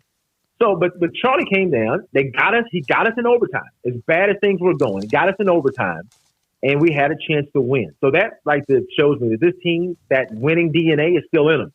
The second thing is I thought that we did have a couple of times where we did run the ball somewhat well. I mean, it wasn't great, but Lovett got loose on a couple runs. It seemed like we did at least stand up to him. But I mean, I would say offensively, there's very little to take out of a game where you get 250 yards. Yeah. But I will say the fight. It's the fight that no matter what happens, this team finds a way to get in the game and be in the game. So that to me is a real positive. In addition to the defense. I don't say this because you played the position, but sometimes the most popular player to fans is the backup quarterback. I said no matter what, and there were times Charlie made some decisions that didn't make sense, but no matter what, I'm riding with him until there's no ounce left in his body, no ounce of blood left in his body. That's not to be the president of any fan club. That's just because I've also seen him win 6 or 7 games they never had a chance to win. There are concerns that maybe he's out of gas. What do you see, and how much does he mean inside that locker room, in your opinion? Yeah, in my opinion, Charlie, this is Charlie's team. He's a leader. He's invested 4 years in this program. At least it's the 4th year. And these guys trust him. These guys follow him. These guys believe in Charlie. Even yesterday, as bad as things were going, Charlie wasn't efficient. They knew, I bet you, I thought Charlie was going to make a play. Mm-hmm. I was thinking, I'm in the press box. So they have to be thinking the same thing I'm thinking. And they're right. And then he didn't make the last throw, of course. But, it's factors that go into that. So yeah, unless Charlie gets hurt or unless he's just playing it's like wheels off. You ride or die with him. But I think the big thing is going to be is that Coach Fedora, it's his job to meld this offense to that young man. He's got to meld it. I know what they're trying to do. I can see it. They told Charlie, you need to make it through the season. You need to quit taking hits. But, and I'm saying this as gracefully as I can. Charlie doesn't play that way. Right. That's exactly right. JJ, last thing. You played the position as well. What does it mean as a quarterback when you can't run the ball and you don't have time to throw? Well, it means it's going to be a long day. That's what it means. And you know what? I wrote this in Sticking 365, an article. I gave an analogy. I said, a quarterback typically knows when you can't block a couple of guys. And I'm not saying that just to say that. Sometimes you can have a couple of guys that for whatever reason, they just have the advantage. I don't know if it's because it's just a matchup, but Charlie felt the sting from the Steele brothers last year. And unless something significant happens from year to year, you know it's going to happen. I made an analogy where we played UT my junior year. I'm sorry, my sophomore year. And then we came back and played them again my junior year. I may have it wrong. Maybe redshirt freshman and junior. But anyway, sophomore. But Tommy Jeter and I forget Shane Dronette. They were top 2 or 3 draft picks from Texas. We couldn't block them the year before. And we were getting ready to play them again. And actually, the reason we won the game the next year in 91, I'm comparing 90 and 91, Robin Jones and Santana had great days. But we didn't block them in 91. The reason we won in 91, 21-11, is because our defense won the game. My point is that those guys dominated us in 90, really. They really controlled the game when they wanted to. They controlled the game in 91, if not for our defensive play. So I had a feeling that we were going to have trouble blocking those guys. I just thought that with the veterans there, we would find a way to scheme up a few opportunities that didn't come to fruition. But in any case, I'm encouraged because I believe that the offense will only get better. If you would have told me today that the defense was going to be playing like this, oh man, I'd be like, well, we're golden good, right? So I'm really encouraged because the defense is playing well. JJ, thanks for being a part of the show as always. Love the insight and also the column that's on Sikkim365.com. Thanks for your time. JJ Joe, former Baylor quarterback and also color analyst for Learfield and IMG and the radio broadcast. All right, when we come back, we're going to hear from March, Kevin Hoffman, Crawford's Greg Jacobs at 4 o'clock. We'll hear from Dave Aranda, and he discusses some of what we had to say or some of what you've had to say. And then later on today, we'll also hear from Philip Montgomery, head coach at Tulsa, Phil Bennett, at 5 o'clock on the Baylor defense and other defensive things he saw over the weekend with college football. And maybe even he can break down what Baylor's offense faced as well. This is Sikkim 365 Radio. Waco Custom Marketplace, your home for the best when it comes to anything you want, when it's a butcher shop or bakery or any kind of hometown feeling, the old-fashioned grocery store. In fact, on Saturday, we did the pregame. And Brian Etheridge, one of the partners of Sikkim365.com, went to Waco Custom Marketplace, which he does about every other week. Sometimes it seems like every week. And he had a little cooker and cooked us some ribeyes and fillets. First of all, how cool was that? The family atmosphere that Waco Custom Marketplace has, but also here. And thanks to Brian for those great ribeyes and fillets as well. That's where he got at Waco Custom Marketplace. You want your special cut, customized cut ribeyes, bone-in ribeyes, or fillets that in one case was this thick, or whatever you need for tri-tip and brisket or wings and sausage, and the bakery that has fresh baked kolaches every single morning, if you want those as well, along with all sorts of other goodies and sweets. And up and down the aisles, what is a grocery store type, product. Waco Custom Marketplace with also cold wine and beer just in the right side of the front door. Waco Custom Marketplace, 425, your tailgate store, 425 Lake Air Drive in Waco. How can we help you? That's a question we ask every day at American Bank. Hi, I'm President and CEO Dana Hassel. Our commitment to our customers is what drives us. It's why we've invested in new branch buildings and technology like ITMs that let you speak to a teller face-to-face from your car. It's why we work with local businesses, helping Waco grow and thrive. And it's why decisions about your accounts and loans are made here in Waco by people who know you. How can we help you? Find out at American Bank, member FDIC. At Baylor University, students find their place to shine. They're faithful friends and inspirational leaders. They're championship teammates and independent thinkers. They're on the cutting edge of high tech and in the halls of history. If you want to make the world a brighter place, you can. And if you want to shine in your own way, you can. The spark you need is already inside you. Bring it to Baylor, where lights shine bright. Don Humidor, your home with a 48-foot walk-in humidor with the elite cigar brands from around the world, including the #1 cigar of the year, Aging Room Cuatro Nicaragua. Plus, they have the great brands like Macanudo and Artur Fuente, Rocky Patel, Aston, and so much more. CBD, great for sore muscles, aches and pains, sleep, Vita Dreams, and anxiety, mild depression, general health and wellness. Their staff very knowledgeable on the subject. If anyone is curious about CBD, ask Carol and Ashley. Don Humidor in the Townwest Shopping Center off Valley Mills in Waco. Hey, this is Bryce Petty, former starting quarterback and two-time Big 12 champion, and I know firsthand the importance of being in top shape both on and off the field. So listen up, men. If you're feeling beat down day in and day out and looking for that high-performance edge that separates the men from the boys, then look no further than the Petty Clinic Low T in Waco. Petty Clinic is a comprehensive men's healthcare clinic with an atmosphere catering to men. Board-certified Dr. Kent Petty has a special interest in offering the highest quality medical care to men of all ages. Some of the services offered include screening and treatment for low testosterone or thyroid, infertility, high blood pressure, diabetes, high cholesterol, sleep apnea, while offering comprehensive wellness exams and complete men's health lab panels. High performance men, remember, it's not just a Petty thing. This is Bryce Petty, encouraging you to reach out and Google search Petty Clinic Low T or go to pettycliniclowt.com and get your complimentary lab screening today. Stepping into the boots of a U.S. Army officer can add confidence and leadership skills to your son or daughter's career path. See all the things they can achieve in our boots at GoArmy.com. U.S. Army Waco Recruiting Company, 254-598-8131 or 254-776-1543. Texas Farm Bureau Insurance in McLennan County takes pride in backing Central Texas football. Our agents would like to help with your insurance needs. Call 254-772-8090 for an agent near you.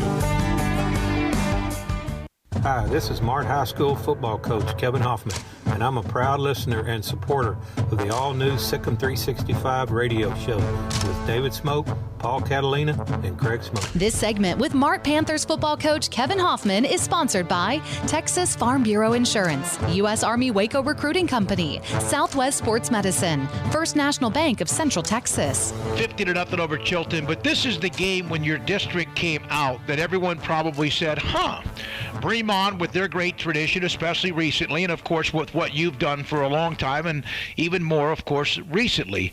This game, I know you don't say one's for the district championship, but no. I mean, whoever wins this game is a front runner for a district championship. But you know, there's still more games to play in this district, and you know, we're not ever going to overlook anybody. We're focused and concentrating on Bremond. Like you said, with their their rich tradition. And if you look at it, between them and us, we've won the last 6 state championships. They have Kozlowski. It's a coach's son at quarterback. You've been in that position before. Your thoughts about what you see with what Jeff does with his son Seth and everyone else? Oh, his son's a heck of a player, and Jeff's he's a heck of a football coach, and his track record, speaks volumes to that. Him and his coaching staff, they do a wonderful job there at Fremont and have for many, many years. His son Seth is a dynamic dual threat quarterback. He can run, he can throw, he can get out of trouble, and he can make all the plays. And we're going to have to, our eyes are going to have to be in the right place, and we're going to have to be disciplined in what we're trying to do on defense to stop him. Sometimes people look at Rodrell, and of course has big numbers, what he can do in the running game, but he was very efficient. My goodness, your passing game in the win against Chilton, how impressed were you with him and the efficiency? Well, not just him, but, our offensive line is something that we've worked on here in the past few weeks, and where we worked on an off week is getting better at pass protection, because we know that, ultimately, some people are going to stack the box on us, and they want to see if we can throw the football. And I've said all along, we can throw the ball if we want to throw it. We work on it. We work on it every day in practice, probably more than we do our running game. But we worked on our pass protection. Our offensive line did a great job the other night. And our receivers, we spent a lot of time, working on throwing and catching and focusing on that. And they did a great job at running the routes that we had called to attack the defense, and caught the ball, and they made the plays. Did you feel like your team was refreshed after the off week? You said you needed that for a lot of reasons. Did you feel that? Could you kind of sense that? Yeah, we were, everybody got back healthy. We're still missing a couple guys. We're going to be missing them for a few more weeks.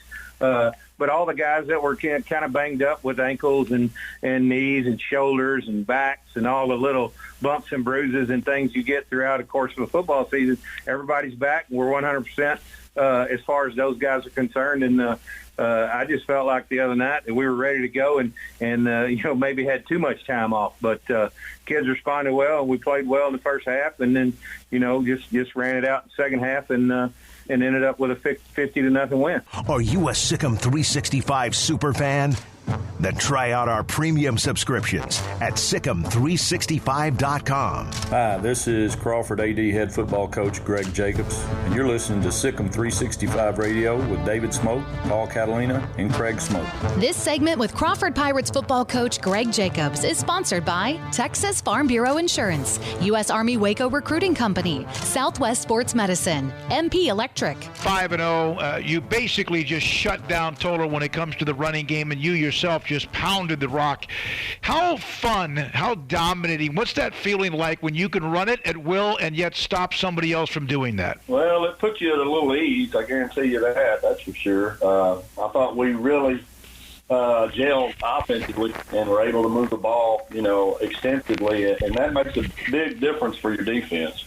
You have Hamilton, and they put up some big numbers. In fact, they're playing pretty well right now at 4-2, 2-0 in the district play. What do they have that concerns you? They have a very talented quarterback that's big and fast and can throw it a country mile. He's a very good athlete, and he's a very dangerous threat. Do you pretty much have already everything that you show? Have you already done that, or do you still keep things back from week to week depending on what happens from who you have to play and down the road? No, we it's kind of a process. Basically, the kids have a lot to do with it. What they can understand and execute is what we'll be able to do. And if they struggle with that, then I just hold back. So, no, we don't have everything in yet, but we're slowly getting there. How often do you sit there and look up at where we are during this year?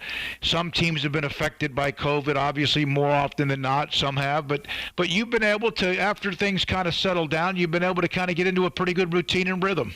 Yes, and very fortunate to say the least. And hopefully that'll continue for us, but each day's a new day, and you never know. So we're thankful for what we've had. You mentioned the quarterback, Colby Bailey. He had 265 yards and 4 touchdowns and threw for 131 in another one.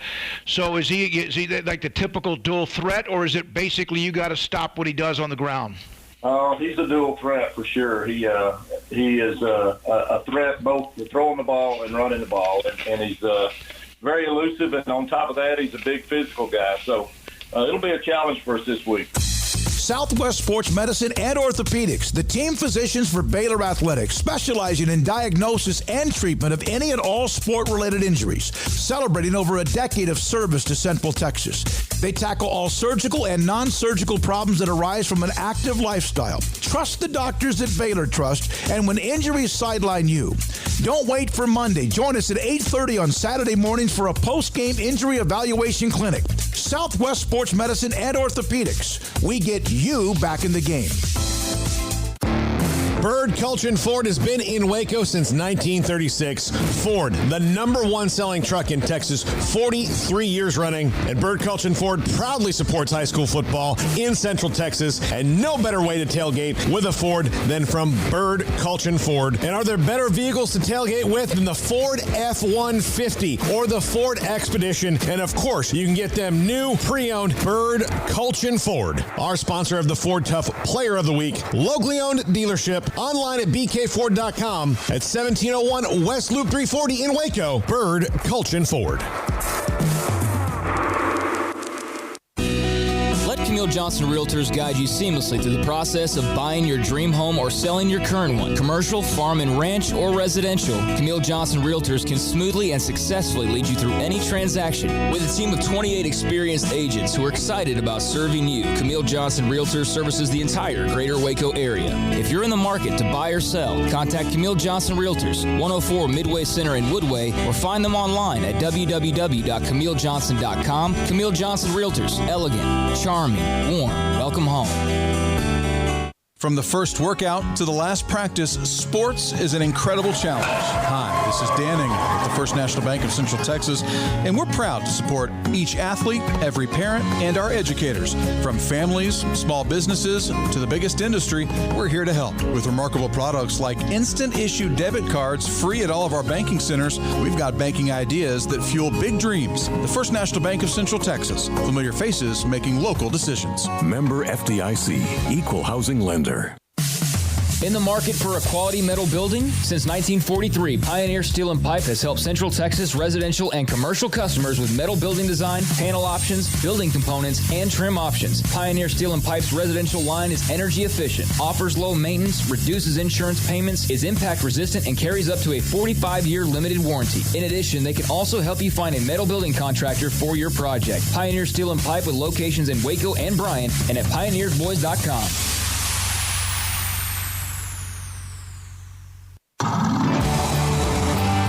It's the heat of the summer, but the real heat is what you're cooking on the grill, smoker, or in the oven. So Waco Custom Marketplace can be your go-to playmaker for summertime grilling. You can't go eat anywhere else?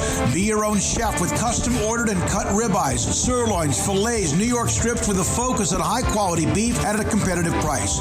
Waco Custom Marketplace also has fresh deli cuts with sliced turkey, ham, pepperoni, or corned beef. Waco Custom Marketplace also your home for the freshest seafood in town. Salmon, shrimp, mahi-mahi. Great priced chicken products, whole birds, tenders, chicken breast, and wings. Waco Custom Marketplace with smoked items unique to Waco.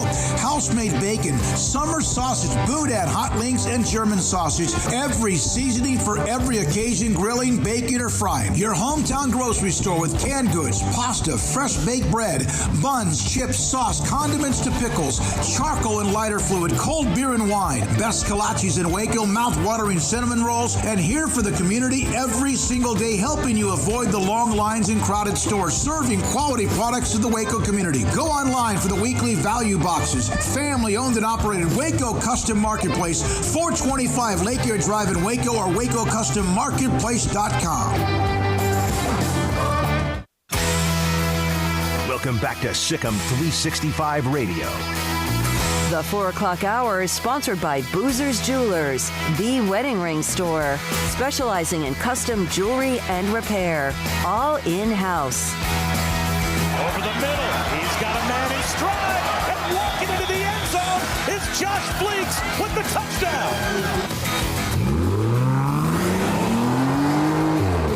This segment on Baylor Athletics on Sikkim 365 Radio is brought to you by Richard Carr Buick GMC Cadillac, located at the Imperial Drive exit off Loop 340 in Waco. Proud supporters of all Baylor Athletics. Here's David Smoke, Paul Catalina, and Craig Smoke.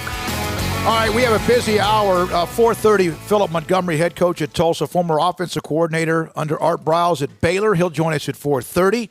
We might have a surprise call-in visitor for him. Our high school football players of the week at either 4:45 or 5:15, depending on the length of time with Philip Montgomery. And then also today at 5, Phil Bennett will break down the various things in college football and what he saw with not just Baylor, but the games going on around the country. Oklahoma's defense again had another meltdown. UT, man, they're struggling as well. Games, the best games this week. Oh, first of all, breaking news in the NFL. Yep, breaking news. Bill O'Brien is out as Texans head coach and general manager officially. The McNair family making the move, I guess, and he's gone. He's done. Just 2 hours ago, John McClain expect Bill O'Brien to call plays the rest of this season. They're 0-4, and he took over. He made the DeAndre Hopkins trade, which has not looked good.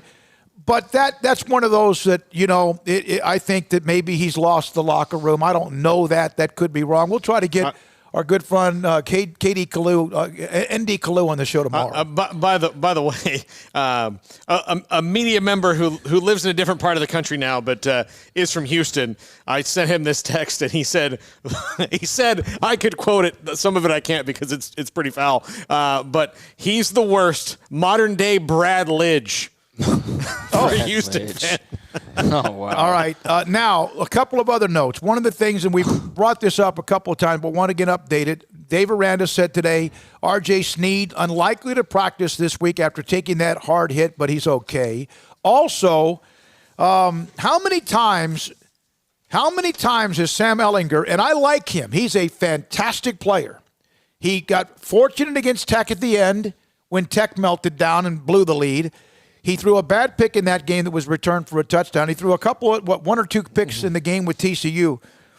He did another one of these Tim Tebow moments. He's done that like this would be, and I'm not making fun of him, but he's now said it where you got to be careful. It's like clearing the buffet table in the locker room. You can't do it in April because if you needed to do it really in the dog days of July or whatever, he's had these, we're not going to do, this has got to stop. I understand he's got some notches in his belt, but it seems like we've seen this before. Yeah, and the real magic of the Tim Tebow moment is that he had the confidence in saying that he had the best defense in the country, and that was the worst game they played all year, and he had all these stars around him. Texas doesn't have the best defense in the country.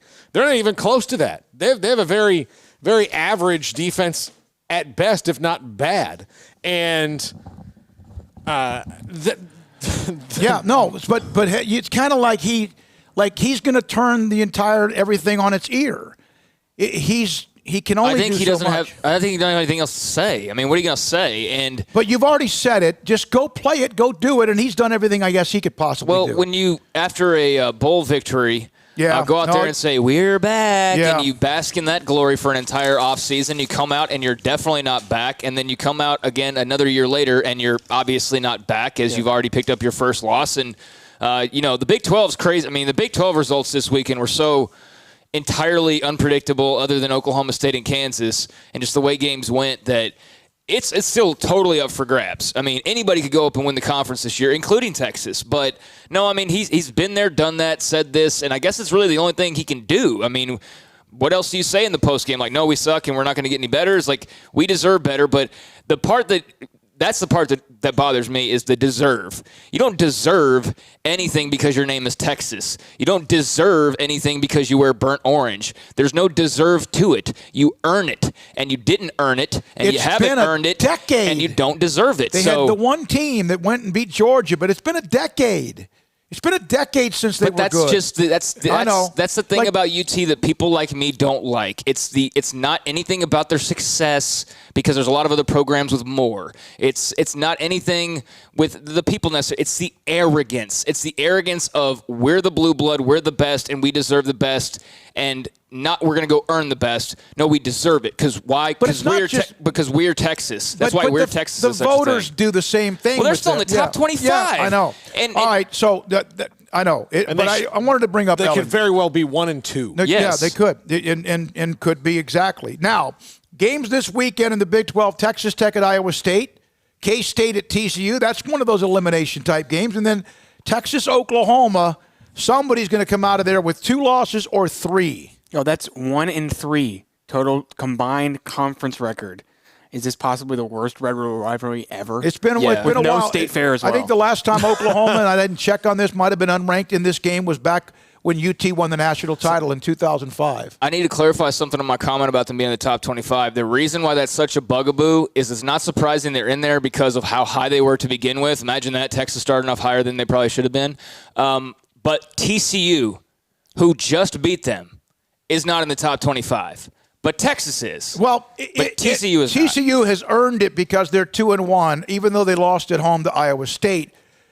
And sometimes you can beat a team, and you might be 1-3 and they're 4-0, and that doesn't mean you're going to jump ahead of them. But TCU's 2-1. No, are they 1-1? Because they didn't have they had a game that was canceled against SMU. If you go out and beat that team, you should not be ranked below that team unless you're sitting there with multiple losses, in my opinion. Yeah, that's what I'm saying. In this case, the TCU has earned being slightly ahead of Texas. No question about it. All right, Clemson, Miami. At Clemson, that's a good one. Tennessee at Georgia. We'll find out a little bit more about the Vols. Looks like Georgia may have woke up a little bit in their win against Auburn. They're still playing with a former walk-on at quarterback, Stetson Bennett. I'm sure Daniels comes back here in the next couple weeks. Florida at A&M's a game in College Station, Florida, with Trask doing pretty much not everything he wants, but he's having a really good year. And A&M had the 14-14, and then it just didn't work out for them. They had to pick 6 and a couple other things that went bad. Now, all right, K-State gave Chris Kleiman a new 6-year contract. Good. 2026. Absolutely deserves it. Bobby Bowden, 90 years old, has tested positive for COVID, a guest of our show. Love the guy. I know you do. Good luck to Bobby Bowden. What a great personality. So that's that. And a couple of other notes. Gary Patterson, it really bothers me, Craig, that we've based everything that whether our league is good or bad on not whether Oklahoma and Texas are good. To be honest with you, we have a lot of good football teams. We always have had a lot of good football teams. And I agree with him 100%. I agree with him, too. You already saw that talk over the weekend. Oh, the Big 12's in trouble. What if Iowa State runs the table? What if Oklahoma State goes undefeated? We've discussed this for a decade. It gets nauseating because a couple of logos aren't having a very good start. I feel like, at least for me, what this pandemic has done as far as the game of college football is it's just utterly exposed all of the insane every-year biases that the media has and that the people in power in college football have. I think it's more glaring than ever when you see the way teams are being propped up after losses or propped up already having not even played a game. It's evident that there is movement to keep the Blue Bloods involved or to prop them up a little bit differently than you would another team. And there's also, this desire to go ahead and wash the Big 12 out of contention because 2 teams aren't as good as they normally are.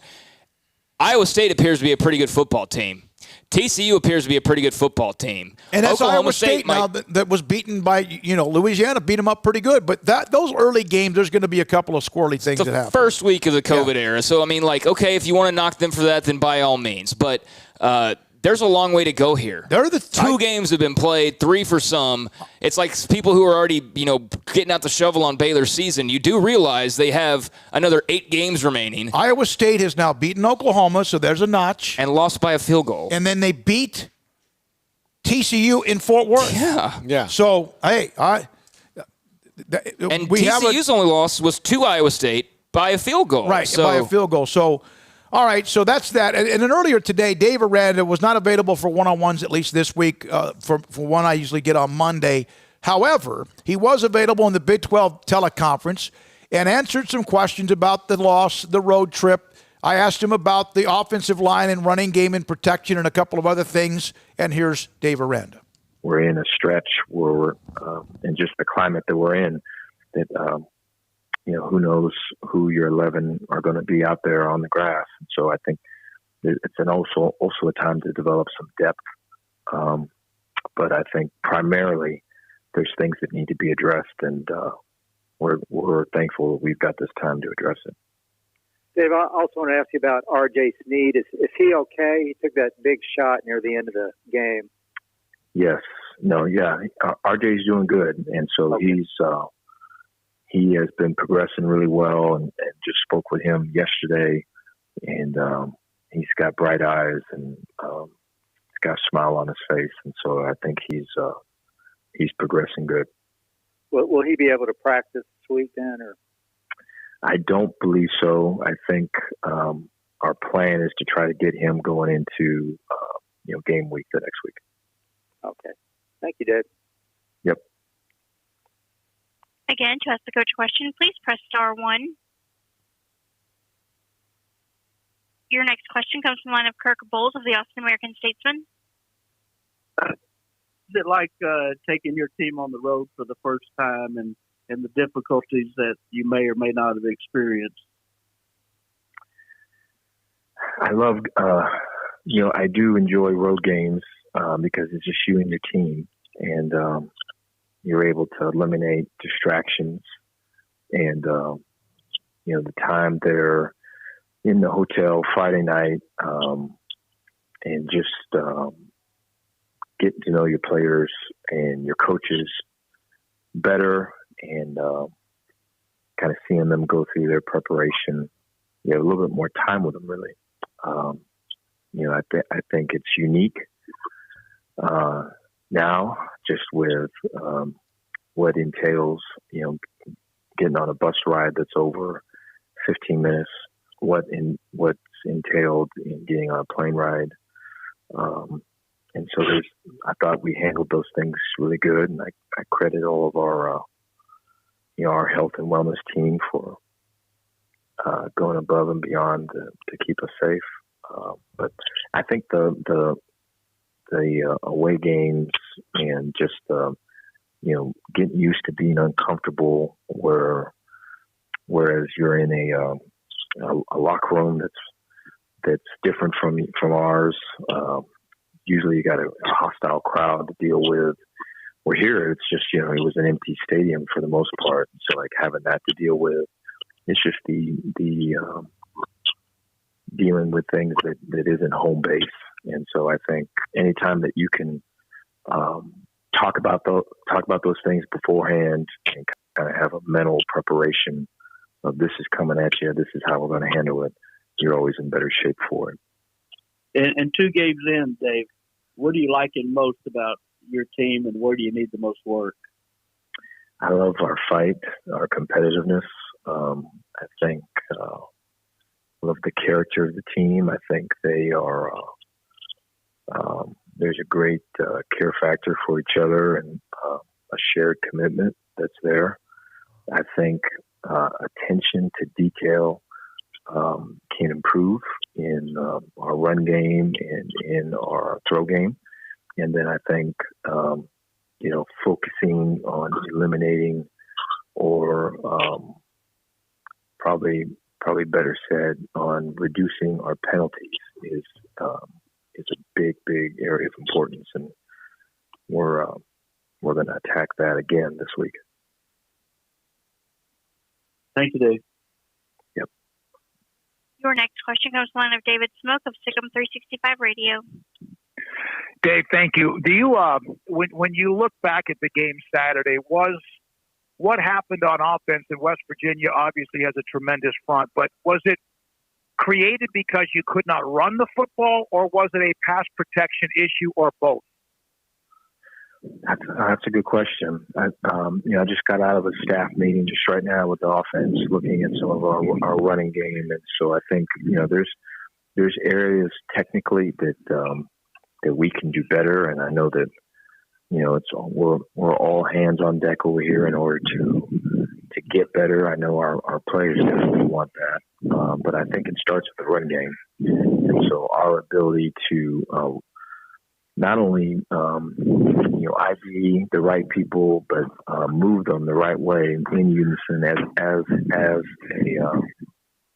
a 5-man unit. I think there's areas to improve there. I think more than anything, though, it's penalties. It's getting off. Getting off schedule and forcing us into to throwing downs where it's it's kind of foretold kind of what's coming, and we're facing their best when we're not at our best. And so I think that was unfortunately that was a common trend on Saturday, and there was for sure some of that the previous week as well. So there's I think offensively just our attention to detail, our execution, all can improve, and it starts with me. Just the way to communicate it better, the way to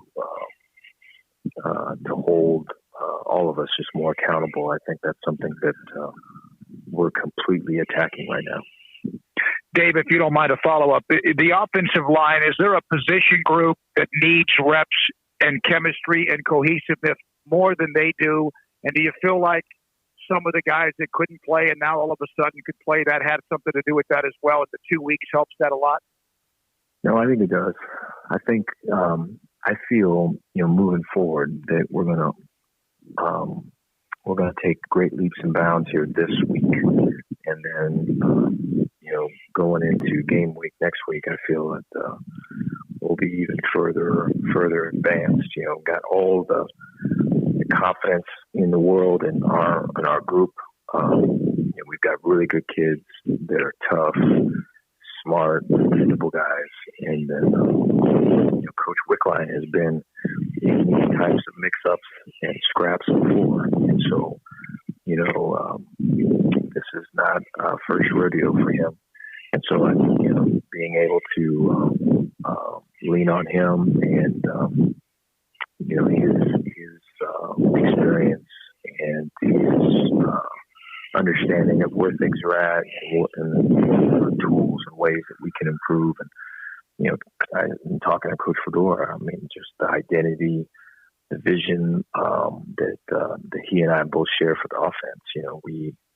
We have some work to do to get it there. And so we're all about it. Your next question comes from the line of Grayson Grundhopper of Sikkim365.com. Hey, Coach. I was just curious how impressed you've been with the defense so far. 4 turnovers this weekend, but also how much further do you think they can go as this season progresses, since there are so many new guys starting really for the first time? Yeah, I think I think the next stage for us is to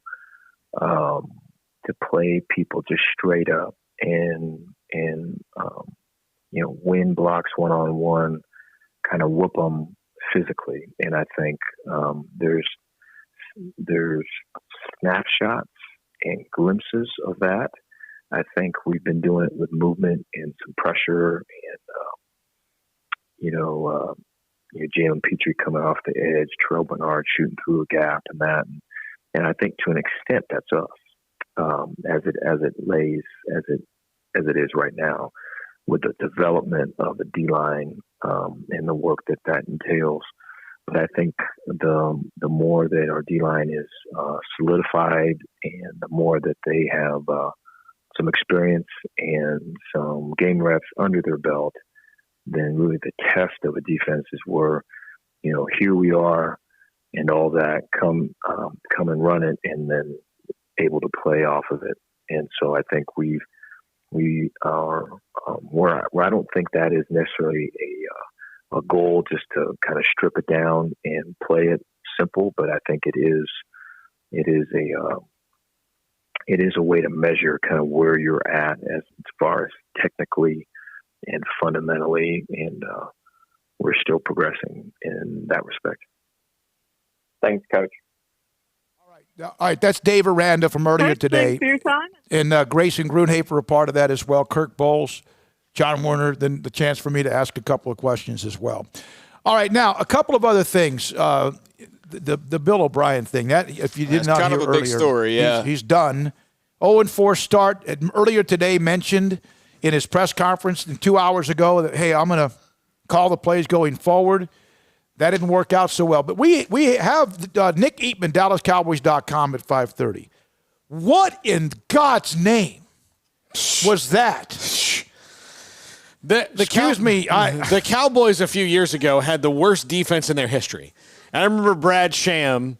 I didn't even have to say Cowboys. You knew what I was talking about. He came on our show, and he said, it was towards the end of the season, he said, the defense in the first year of the Cowboys was this bad. He said that was the first year in 1960. He said the defense, and then this was 3 years ago, the defense this year has been worse than that one, and these guys are all long time, these guys are in the league longer than those guys were. And that was an expansion team he's talking about, 1960. And this year's defense so far is outpacing that one. It's so bad. I mean, you ready for the stats? They can't cover deep. They can't cover short. They can't stop the run.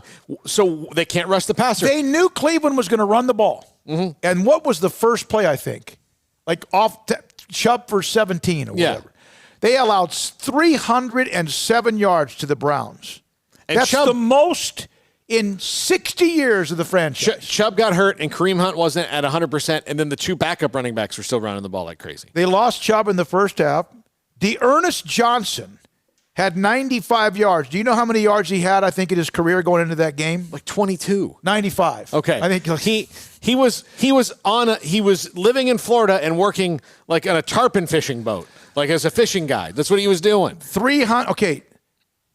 They have now allowed 38 plus points in 3 consecutive games. Their offense, 570 yards, 522 yards, and then yesterday 566 yards, and they're 1-2 in those games. They cannot win this way. Packers, by the way, since McCarthy left, this is from Patrick Harvell, are 16-3. They play tonight. Yeah, I'm not ready to have buyer's remorse yet on I'm not Mike either, McCarthy, but someone threw that out there. But it's, The road teams in the NFL in the first 9 times, they won 9 games yesterday. They're now 31-29-1 with a winning record the first 4 weeks of the season. No fans, right? Yeah, I guess. I don't know. I don't know. But on the Cowboys in particular, that was atrocious. They have a lot of work to do, and I don't know how many options they really have at their disposal. I mean, at this point, you're wishing for guys to come back and hope that makes a difference, but ultimately, I think you've about maxed out what you can do offensively at this point. I mean, how many more yards can Dak really throw for? Now, one thing is you can get Zeke going a little bit more than he has been, but, I mean, you can't really do too much more through the passing game than you've already displayed at this point, but that defense is so bad and just not really good at any one position, quite frankly. I mean, there's a couple of guys, but as a unit, they are not good at all. Secondary is horrible. And how long has secondary been a questionable unit for the Cowboys, at least in one area or another? I mean, the safety thing's been going on for 5 years now, and they refuse to do anything about that. And the corners are what they are, but, they decided to let some veterans go, try to bring in some younger corners, and that has not worked out very well. Paul, do they have enough money to bring back Byron Jones? It's too late now. I mean, did they have enough money? Yeah. I mean, they brought back Brandon frickin' Carr to try and help this team. He's not even really playing. So right, but that's what I'm saying is that's how bad off they are. That their best options were to try and go get a guy like that who's got the experience. All about Darian Thompson. He's not going to make it. You know, CeeDee Lamb was fun to watch. Dak's obviously doing his thing. Amari Cooper. But we knew the offense was going to be pretty good. And they're still not as good as they can be because Zeke's not had the 200-yard type of crazy performance he's expecting. The O-line's not that good, but that defense, I don't know how you fix or solve that. And they almost did it again. Yeah, but it doesn't matter because they didn't. No, okay. So, all right, when we come back, go ahead. There is one thing we need to update. There's an American League Division Series game going on with the Astros and the A's, and they're in the bottom of the 4th. Astros had just taken the lead, and this has been like a home run fest, but the A's have just retaken the lead, and it is 4-3. A's have men on 2nd and 3rd in the bottom of the 4th with no outs, so quite the barn burner going on early in Game 1. That's headed for an 11-8 type of game one way or the other. When we come back, Tulsa had one of the more impressive wins. They beat UCF. Philip Montgomery has been there now for quite some time. He's had a couple ups and downs. Philip Montgomery in Tulsa had the huge win against UCF, and he's next on Sikkim 365 Radio. PettyClinicLowT.com. Dr. Kent Petty can help you become the high-performance man that you need or want to be. How does he do that? How do you do that? You call him. You get online. You go to PettyClinicLowT.com. You can contact them through the website. You could also call them. There's a number available, and tell them, hey, I heard David Smoke saying that you could help me become the high-performance man that I need to be, and I've kind of been sluggish. I've been lethargic. I haven't felt well. And then I've had issues, ED, or maybe a lack of sex drive or stamina. So, you know what? Call him. Get in touch with him. Let him help you out like he's helped out thousands of others. Dr. Kent Petty, PettyClinicLowT.com. Tell him Smokey sent you. You can get your blood work at a discounted rate. He'll look at the results, look at your testosterone levels. He also can test and find out your results, which is always huge for men when it comes to your PSA count. Dr. Kent Petty, PettyClinicLowT.com. Can look at your blood work, find out where your testosterone levels are, and then if it's too low, put you in a program to increase your testosterone levels so you can become the high-performance man that you want to be. You still have to do other things right. Get enough sleep, exercise, and also make sure your diet's not out of control. But testosterone level can lead to all of that as well. PettyClinicLowT.com. How do you get the job done? With power. Get all the power you need in a new Ram. Allen Samuels presents Ram Power Days. Extra special savings and special factory financing on all new models. Hauling families to great places. Doing chores, working hard. Allen Samuels will help you get the job done. Ram, the highest pickup owner loyalty in America. Shop, apply, buy online. We delivered. Allen Samuels, official auto dealer of the Heart of Texas Fair and Rodeo. Boozers is the wedding ring store and more. If you're ready to get engaged or already married and want to upgrade your wife's ring for a special anniversary, Boozers is the place to go. With the largest selection of premier quality diamond engagement rings and wedding rings in Central Texas. They have 7 cases with over 300 styles of rings from top designers like Natalie Kay. Choose from yellow, white, or rose gold, plus beautiful top quality loose diamonds. With an in-house jewelry, they can also custom make anything you want. Bring in a picture or drawing and let Boozers create your one-of-a-kind pendant or ring. They can even use some of your old gold and diamond jewelry to create something new. At Boozers, you'll find a great selection of quality timepieces, and Boozers is the place for expert watch maintenance and repairs too. They specialize in expert Rolex watch repair for fine jewelry, watches, custom work, and more. Go to Boozers on Valley Mills and Lake Air Drive in Waco. Boozers, the wedding ring store. Born in Waco, Brotherwell Brewing exists to serve the Central Texas community with locally crafted beer of the highest quality. They want to bring Central Texas closer to the brewing experience so everyone can enjoy well-made beer as much as they do. For 2.5 years, they've been bringing high-quality beer to Central Texas at their location on Bridge Street in East Waco. And this football season, you need to stop by on game day for curbside pickup or stop by their tent next to Sikkim 365 at Brazos Parking for your pregame refreshment. Brotherwell Brewing believes in community and bringing people together to enjoy products made in their community. So for your game day, whether it's a tailgate or at home, stop by Brotherwell Brewing for high-quality craft beer made right here in Central Texas, 400 East Bridge Street, and check them out online at brotherwell.com. One size fits all. That may be all right for an adjustable belt or cheap sunglasses, but when it comes to your financial needs, no one wants a one-size-fits-all strategy. Ben Erlinson, your Edward Jones financial advisor, knows that his most important goals are yours. That's why he takes the time to understand your needs, knowing you. That's how Edward Jones makes sense of investing. Ben Erlinson, 100 North 6th Street in Waco, 254-759-8533. Edward Jones, member SIPC. At Ideal MRI, we feel blessed to be part of the Waco community. We're a small family business here in Central Texas. At times like this, the cost of healthcare has never been more important. And unfortunately, significant illnesses and injuries still occur. And that's why Ideal MRI is open and here to serve you through this difficult time. So if you need an MRI, ask your doctor about Ideal MRI. You can schedule online in minutes at idealmri.com or call 833-IDEAL-MRI.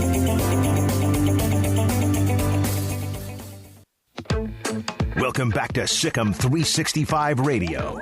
The Sikkim 365 radio app is sponsored by Alan Samuels Dodge Chrysler Jeep Ram Fiat in Waco. Your friend in the car business at Loop 340 and east of 84. Come by. Let's be friends. Without question, one of the bright spots in college football over the weekend was what you saw with Tulsa and UCF with the huge win for Philip Montgomery. Zach Smith from Grandview, former Baylor quarterback, Philip Montgomery, former Baylor offensive coordinator, and he joins us, Philip Montgomery, on Sikkim 365 Radio. What did that, first of all, great to hear from you, great to have you on the show. Thank you so much for your time. What did that win, you think, mean to the program? Well, good to hear from you, Smoke. I mean, it was, and we got a few more Central Texas boys. I mean, Jackson Player and a few others in there that they would be remiss not to talk about. But, you know, it was a big win for us, obviously. You go on the road, play number 11. We thought we had really good chances week one versus Oklahoma State that we didn't capitalize on. And then to go on the road, fall behind, don't play well early, and just kind of kept fighting and scratching our way back into it. And guys kept leaving and making plays, and all of a sudden you look up and you get a big road win, and you know, I think a lot of confidence can really grow out of that win for us for sure. Coach, what's been the biggest improvement in your defense this year? Because the first game against Oklahoma State, hold them to 16 points and really, you know, for 3 quarters held them to almost nothing. And they were scratching and clawing to get what they got. They made opportune stops on Saturday night against UCF. What was the biggest change to you last year to this year?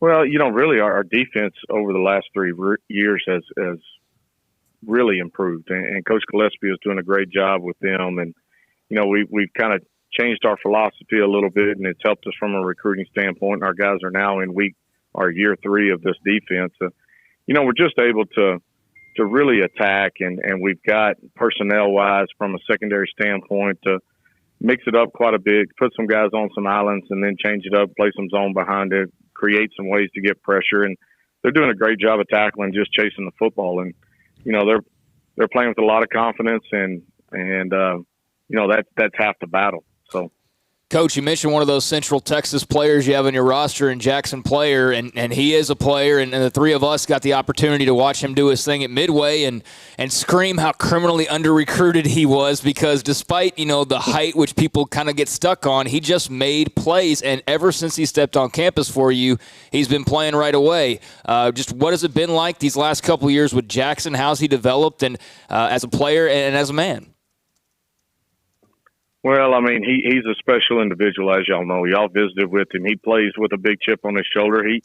You know, I was glad he was under-recruited because we got to recruit the heck out of him. Yeah. And he's a guy that just, like you said, in high school, just continued to make plays.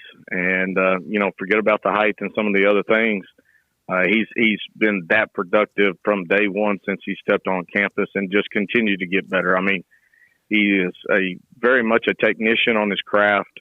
He's great with his hands. He's got a great first step, and he's so strong. It's unbelievable how he can just move people and get around. So he's a special guy that I think, you know, if the NFL can get some stuff out of their minds, he's a guy that I think can play at the next level because of all those traits. His motor is what always impressed me. He made plays, obviously, but and you've had players who had a high motor.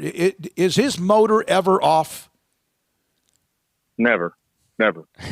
And you know, just like the other night, they had one kind of pop run on us that they scored on, and you know, Jackson hurdles a guy, and if he has another couple of yards, I think he catches him before he scores, and it's just that type of effort.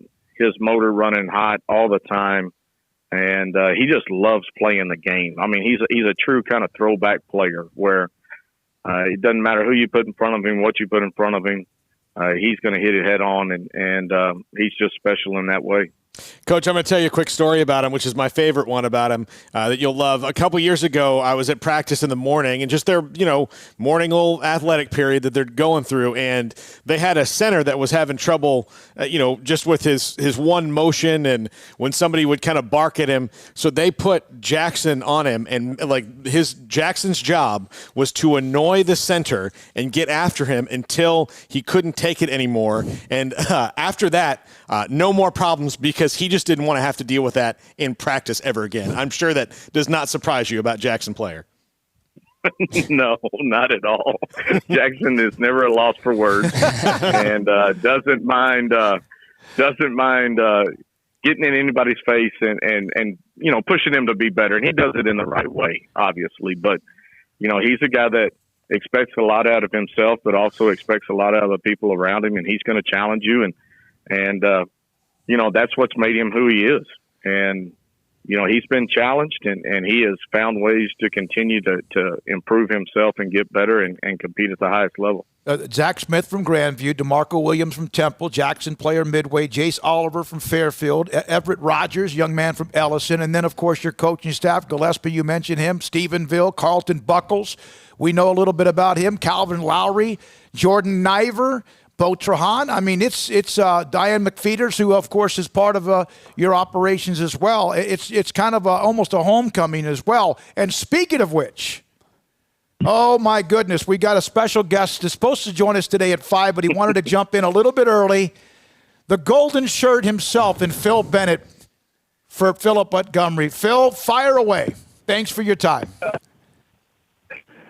I want to just tell you, I texted him today, and I said, Monty, that was the best game to watch. The play that Smitty threw before half, and then that first stop and the touchdown on the third quarter. It was on, my man. You guys showed a lot of guts. I was proud of you. Well, thanks, Phil, man. It's good to hear from the myth and the legend, man. But you're right. I mean, that drive right before half kind of momentum started wanting to creep back right there. And then we come out and we get a big play by Bryson Powers, kid from Houston, and gets the turnover right there on the kickoff. And then we hit the big throw with Zach down there and score. And then at that point, you could just feel the momentum of the game, the tide of the game was just changing, and we just had to continue to keep putting pressure on it. And I was just so proud of our guys, the way they just continued to battle all the way through it. Monty, how much do you believe the struggles you had last year with so many close games, being right on the verge of being a bowl and maybe a championship team, how much has that helped your guys facing games like that? Well, we've been in a lot of them, Phil, as you know, over the last couple of years. A lot of really close ball games. That one play here or there is the difference. And, we've really been focusing on since January about attacking the finish and how we got to and how these plays can happen, and you don't know when they're going to happen. It's not always, right there in the last drive. It's the drive before halftime, like we had last week. It's the play right as you come out of halftime. Those are the game-changing type plays, and just being prepared for it, going attacking it, and understanding that we're going to be physical for 60 minutes, and that's who we are. That's who we've been, and our guys do a great job of really attacking that phrase. No question. One of the things during the game I was going to tell Smokey, if you looked at UCF's head coach after your touchdown, after the turnover in the third quarter, he had that you-know-what look. And I'm not serious when I said that. I told my wife, Julie, I said, he knows his ass is in trouble.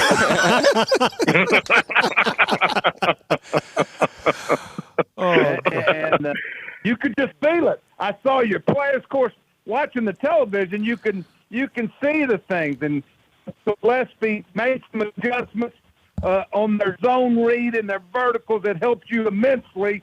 And the second half, they couldn't do anything.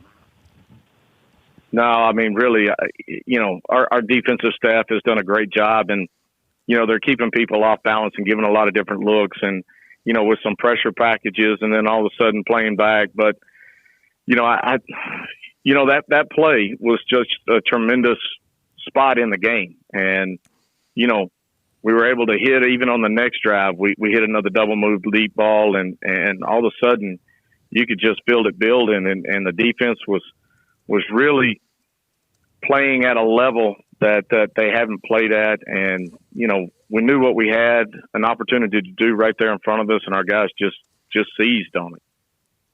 Right. I watched your first game against Oklahoma State, and the ball Zach was just inches off. He was connecting on this one. And defensively, when you needed that stop, you were converting it. You know, I thought Bucks and your corners coach, I thought they attacked the defenders or the receivers very well, and the quarterback lost his timing. Really did, and I feel like, you know, just having played them now 3 years in a row, you know, they have so much time, and the quarterback's not used to their timing being thrown off. And our Coach Fletcher and Buck both, they did a great job getting our guys ready to be physical at the line of scrimmage, throw off some timing, and make this quarterback get off his spot and make him get away from read one, make him find the next guy.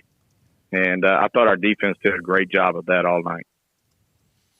I thought it was a team win, and I'm going to let you get back to Smokey. And Smokey, I'll talk to you in a little bit. All right, Coach. But Phillip, keep it going, my man. That was. Hey, great to hear from you, Phil, man. Love you, man. Talk to you later. All right, love you, my brother. Bye-bye. How much fun was that, Monty?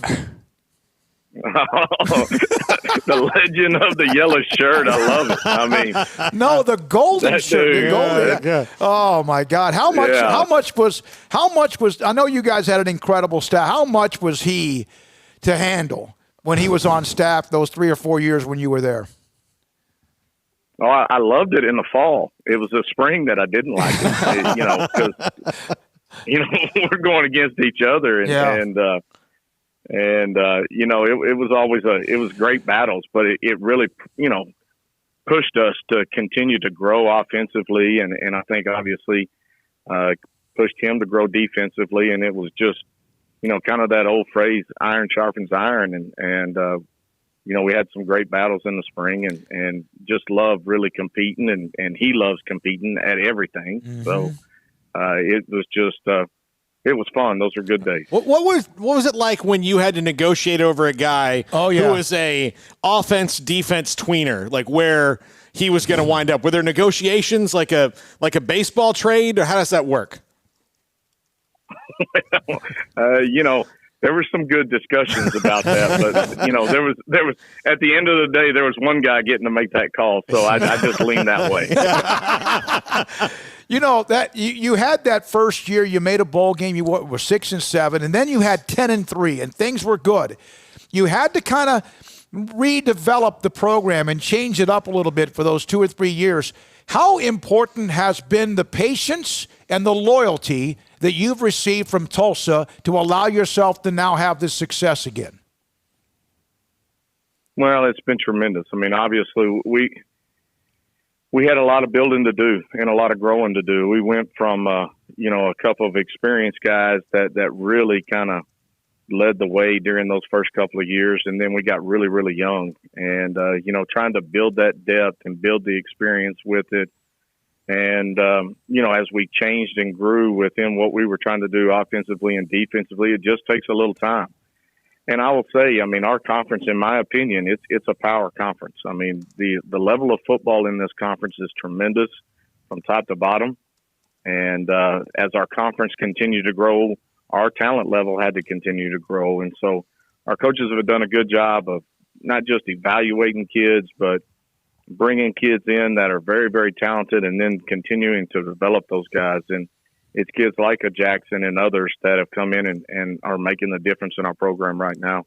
Coach, one of those standout players you had early on at Tulsa was Josh Atkinson. I remember, you know, the stats he was putting up, and he went on to, you know, join the coaching staff, and then he joined Baylor's coaching staff this offseason as a graduate assistant on offense. What can you tell us about him as a young coach, and what maybe you've seen in him as far as not just a player, but what he's now doing and what he may do in the future? Well, I don't know that I'm going to talk about that because I'm still mad at him that he left. Okay. But, no, I mean, Josh is tremendous. I mean, I remember, you know, we had a camp in the Metroplex. I think it was at Lake Highland when Josh was coming out, and did a great job at camp. I mean, we were close to offering him, ended up not, and he came here, and then we reconnected and was a tremendous player for us here. And, you know, kind of bounced around and tried to play a little bit more after that, and then had the opportunity to bring him back as our grad assistant. And he is going to but is going to continue to grow. But he's going to be a great coach. I mean, he's great with the kids. He's got a great personality. His knowledge is continuing to grow, and he's just a sponge when it comes to that. So I love him to death. I wish he was still here with me, but I understand that's the way this business works. But he's got a bright future ahead. Well, and you guys do too. The win against UCF, Cincinnati, you get back-to-back top, almost 10 or 15. You played number 11 Oklahoma State, 11 and number 11. Number 11 UCF, and now number 11 Cincinnati. Wow, that's got to be kind of exhilarating, and yet at the same time, boy, you guys got to get back to work, don't you? Absolutely. So, our schedule is loaded. Really tough games ahead of us. Cincinnati's the one we're focused on right now. Sure. We've always had some huge battles with them, played them close last year and had some opportunities. Hopefully this year we'll come out on the other end of it. At least they got to come to us this time, and we're looking forward to getting back on the field and getting an opportunity to compete again. Well, if anything, it's good news for USF. Next, when you play them, they'll be number 11. Yeah.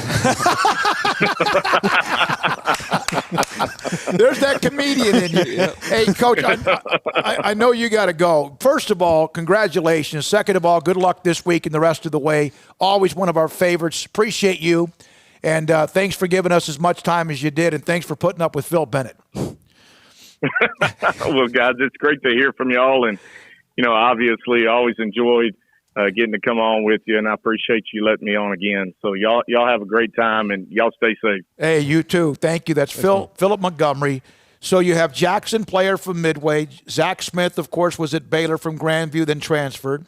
Worked out for him. DeMarco Williams, Temple. Jace Oliver, his brother's at A&M, I believe, and he played at Fairfield. And then Everett Rogers, who we saw one time dominate a game against Midway. They lost, but they dominated. He did. Ellison. They had 6 and 7, 10 and 3. Then they had 3 really tough years, and they stuck with Coach Montgomery, thank goodness. And now, hopefully, we'll start to see the fruits of that loyalty. Well, when he got there, and I don't know exactly or remember exactly how the roster came together, but if you remember, he had, I believe his name was Dane Evans, who was a really good quarterback. And then he had like a trio of really good wide receivers. It was like Kieris Garrett and then Josh Atkinson, and they were just, he had some tools pretty early, but then those guys left. And then you got to, replace them. And that's where, they had that little bit of a lull, was just you were replacing guys who were really stinking good and didn't take long to get going. And so that's always difficult. I mean, we're seeing, teams all over the country trying to replace certain units, and it's more difficult than ever. But I was really happy for Zach Smith. Really happy for Philip Montgomery, Jackson player, all those guys that you mentioned. Good news is they don't have to play number 11 this weekend. They got to bye. Yeah. So they will have a couple of weeks. That's probably why he could join us today. Yeah. Otherwise, he'd be getting ready for Saturday. But, they do have the AAC, I'm telling you now. Oh, no, look at they got, okay, we know how good Navy can be. I know they got smoked by Brigham Young, but a lot of people are. BYU needs to be in the playoff as of today. SMU is, there's probably not only the fact that TCU had some COVID. That's not a bad game to dodge, and I'm not trying to be flippant. And then Houston, we don't know, although we think that Dana Holgerson's been such a smart aleck, and he was again today about moving that game up. They're getting ready to play. They're going to be pretty good. I mean, they had a redshirt year, right? Still talking about that? No, not so much about Baylor, but just another game that Luke Fickell, the coach at Cincinnati, is – it's Ohio State, right? Yeah. I think he will, the next Big Ten job that opens up, which probably won't, again, I don't think we're going to see any big swings in college football this year, but I think Luke Fickell's the next guy in the Big Ten. All right, what's the score? What's this? The Astros and A's that went to a break, 4-3 still. Oakland, that game's just now hitting about the midway point. When we come back, rapid fire with high school football. The players of the week, we'll hit that. We'll have a high school summary around 5:20 following Phil Bennett. Craig will pop up some games. We'll discuss them. And don't forget, you heard from him, Phil Bennett. He'll join us as we start our segments every Monday at 5. The Nitsche Group, offering personal and business insurance through the Waco office since 1949. That comes up at 5, and this is Sikkim 365 Radio. Richard Carr, Buick GMC Cadillac, the kickoff savings event continues on, so hopefully you've been taking full advantage of all of the great deals going on at Richard Carr, Buick GMC Cadillac, and of course they are the people you can count on and they are going to take care of you as you try to find a new car. And the good thing about trying to find a new car is they've got tons of great deals. During this savings event, qualified buyers can save huge savings, like $8,000 off a 2020 GMC Sierra. You can also save $6,000 on the roomy 3-row 2020 GMC Acadia.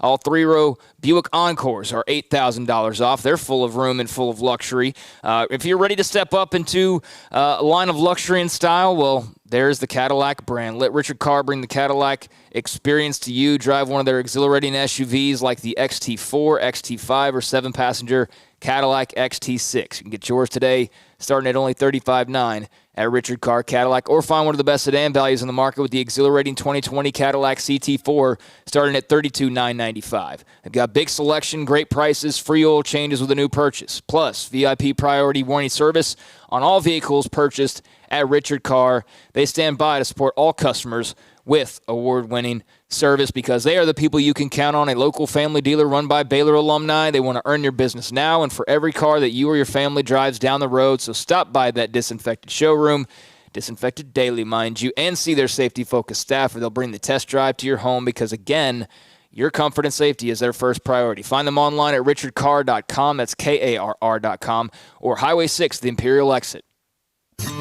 With more than 160,000 alumni worldwide and counting, the Baylor family is growing. And through the university's expanded Baylor alumni program, the family is growing closer.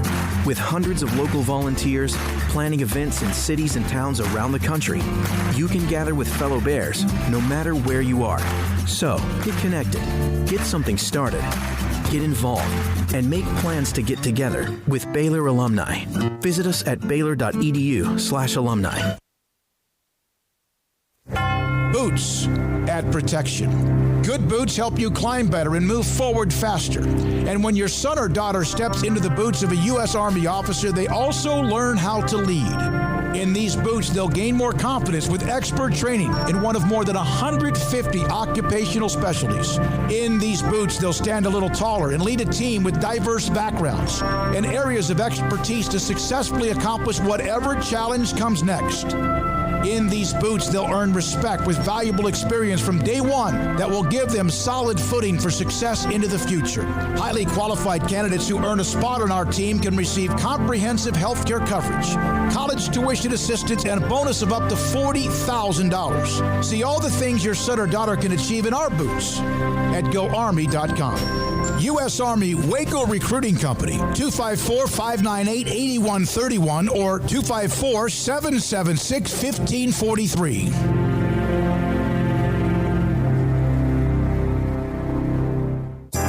Riverbend Liquor and Wine has their easy-to-access drive-thru open and convenient and clean in-store location on the corner of Lakeshore Drive and North 19th Street in Waco. Riverbend Liquor has the best and most extensive variety of craft beer selections in Waco, and Balcones Whiskey, including single malt, pot still, baby blue, rye, brimstone, and the all-new lineage in stock. Riverbend Liquor and Wine, family-owned and operated, and a hidden gem in Waco on Lakeshore Drive and 19th Street. And find out more on Facebook and Instagram. How often have you said it's time to get in shape every day, every week, every month, maybe for as long as you can remember? How about starting today? I promise if you'll just join Waco Regional Tennis and Fitness now, you'll thank me later. Hi, this is David Smoke, offering a variety of 40 group exercise classes every single week, including boot camp on Tuesdays and Thursdays at 5:15, plus spin, body shaping, Pilates, yoga, and bar. And there's a free kids club as well. Waco Regional Tennis and Fitness open Monday through Thursday, 5 to 10, Friday 5 to 8, Saturday and Sunday 7 to 7, and personal trainers Christy London and Randall Court. World-class tennis facility with pros Britt Coleman and Joe Rosa with lessons, camps, and special events. Spacious and clean workout rooms, locker room for men and women, both with a whirlpool and sauna, and now there's touchless bottle filling stations. No intimidation, tremendous camaraderie, an entirely new atmosphere, and yes, you can do this, but you have to walk through the front door. It's time to react today, not tomorrow. Waco Regional Tennis and Fitness on Lakeshore Drive in Waco.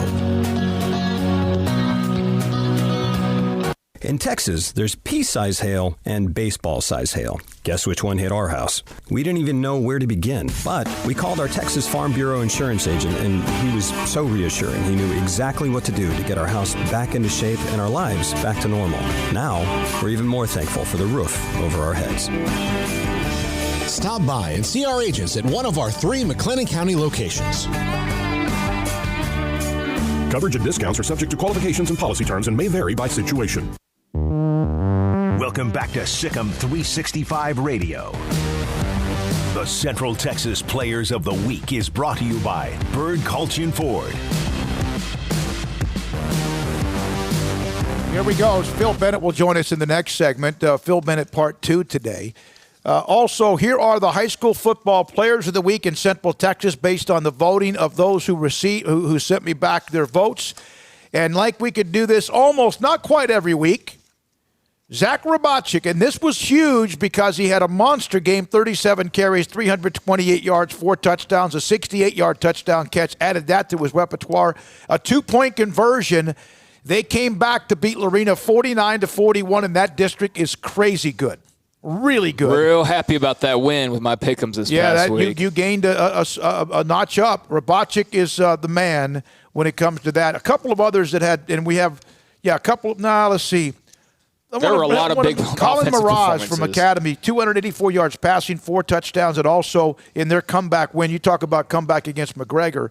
The defensive player of the week is Keyshawn Raven, Rockdale. 3 interceptions, one of them run back for a touchdown. I was stunned by this. Not that they beat Yo. I picked Yo. Everybody picked Yo. 45-9, Rockdale hammered Yo. And this was after they had just given up all those points to McGregor. Also, one note on a backup player in Danny Rubio from Conley, 9 tackles, 2 fumble recoveries, a caused fumble, and 2 TFLs in their win against Robinson. Now, Carson Coe from China Spring, unanimous special teams, even though Eli Cummings had a 78-yard kick return. Coe had a 40-yard field goal, 6 for 6 in extra points in their 52-21 against Gerald. Overall, remember we mentioned that, and it's Eli Cummings, the running back from Riker. Listen to this. 13 carries, 152 yards, and 3 scores. On defense, Cummings had a 68-yard fumble return for a touchdown, 8 tackles, and kick return for 78 yards. I put him up for the Texas Built Ford Tough Private School Player of the Week. In fact, that ballot came out. I voted earlier today among some other Central Texas teams as well. I have time for the Richard Carr thing? Yeah. We want to do that at 5:15? Let's do that at 5:15. Okay, let's do it at 5:15. That gives us time. When we come back, you heard him earlier talking to Philip Montgomery from Tulsa. Former Baylor defensive coordinator Phil Bennett breaks down the college football weekend. That's next on Sikkim 365 Radio. Riverbend Liquor and Wine. I actually stopped by there and went to the drive-through this weekend. It's really easy. You just drive up. You tell them what you want. It took all of about 2 minutes. As a matter of fact, had I not talked to my friend Kyle there, I would have been gone in 2 minutes. It was that fast. It was that great. And look, if you are a craft beer fan, you got to check out Riverbend Liquor and Wine, Lakeshore Drive and North 19th Street. They have this fantastic walk-in fridge. You can see everything that you want, any kind of craft beer. Absolutely fantastic. Check that out. Plus, if you're talking about Balcones, they've got Balcones in stock, including the new Lineage, which is the latest, release from Balcones. They've got lots of great stuff, whether it's wine, spirits, beer, whatever you need. Riverbend Liquor and Wine. Find out more on Facebook, on Instagram. A hidden gem, Lakeshore Drive and North 19th Street in Waco. Carr has the trucks, man. They have the one for you. Crew cab, short or long bed, silver, black or blue. Texas size selection, great prices too. Richard Carr, he has the truck for you. Carr has the trucks, man. He has the truck you need. If you want the best truck, you want a GMC. Texas size selection, great prices too. Richard Carr, they have the truck for you.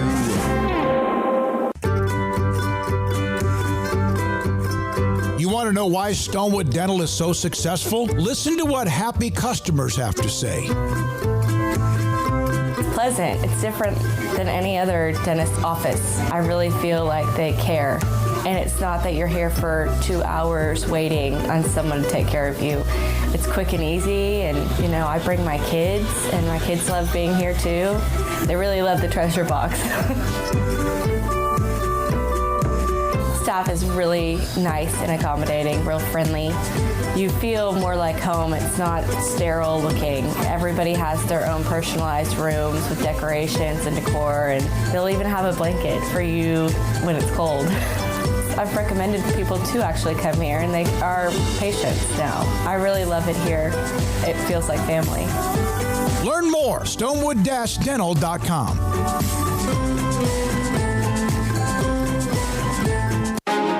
Texas Board Certified Personal Injury Trial Lawyer and Baylor alum David Willis and Baylor alum Parker Willis are ready to help if you or a loved one has been wrongfully injured in an auto accident, SUV rollover, industrial accident, 18-wheeler crash, or were seriously injured by a defective product or recall drug. Call them for a confidential and free case consultation at 1-800-GOT-HURT or visit them at texastriallawyer.com. Principal office located in Houston, Texas. Stepping into the boots of a U.S. Army officer can add confidence and leadership skills to your son or daughter's career path. See all the things they can achieve in our boots at GoArmy.com. U.S. Army Waco Recruiting Company, 254-598-8131 or 254-776-1543. Bird Culchin Ford has been in Waco since 1936. Ford, the #1 selling truck in Texas, 43 years running. And Bird Culchin Ford proudly supports high school football in Central Texas. And no better way to tailgate with a Ford than from Bird Culchin Ford. And are there better vehicles to tailgate with than the Ford F-150 or the Ford Expedition? And of course, you can get them new, pre-owned Bird Culchin Ford. Our sponsor of the Ford Tough Player of the Week, locally owned dealership. Online at bkford.com at 1701 West Loop 340 in Waco. Bird Culchin Ford. Ideal MRI is a small family business right here in Central Texas. We're open to support you while lowering the cost of healthcare bills. When you need an MRI, ask your doctor for an Ideal MRI. Visit us at idealmri.com or call us at 833-IDEAL-MRI. Welcome back to Sikkim 365 Radio. Brewer looking for the equalizer. He wants it all on one play, and he's got it. Beautifully designed. Ben Sims, the tight end, into the end zone for the touchdown. The 5 o'clock hour is sponsored by Edward Jones Investments with financial advisor Tom Albers, staying in touch with you and your money through these difficult and changing times. Edward Jones, making sense of investing. Here's David Smoke, Paul Catalina, and Craig Smoke. We have a room full today. Craig and Paul, David Smoke with you. Also, Amelia Myers, CJ's here, and of course Armstrong Sims as well. And we're now joined, part 2 of this Monday show, with former Baylor defensive coordinator Phil Bennett, who was gracious enough last week to accept an invitation to join us weekly. It'll be at 5 o'clock on Mondays. How much did you have fun talking to Coach Monty just then? You know, I enjoyed watching the game so much that I talked to him earlier today. I didn't know he was going to be on the show, and I'm just really proud of him and the whole staff. As you said, it's almost Baylor North. Yeah, you know, it is. And even with Zach and, you know, my late wife, the coach at Grandview was my late wife's nephew. So I guess he was my nephew. And so I've been involved with Zach since he was little. And I was just happy for all of them. The Trahan brothers. It was a hell of a win. The Nitsche Group, offering personal and business insurance through our Waco office since 1949. Thousands of Texans have relied on the Nitsche Group for personal and commercial insurance policies, sponsoring the Phil Bennett Show on Mondays on Sikkim 365 Radio. Phil, Baylor's defense played well enough to win the game, very much so. It mainly was on what happened with the offense not being able to stop Stills, block him, or anything else. What did you see, and is it something that you think Baylor can correct to give Charlie time? Well, one thing you didn't mention, you know, when you miss 3 opportunities of field goals, you know, it's a third of the game, Smokey, and we had opportunities to score, number one, in that.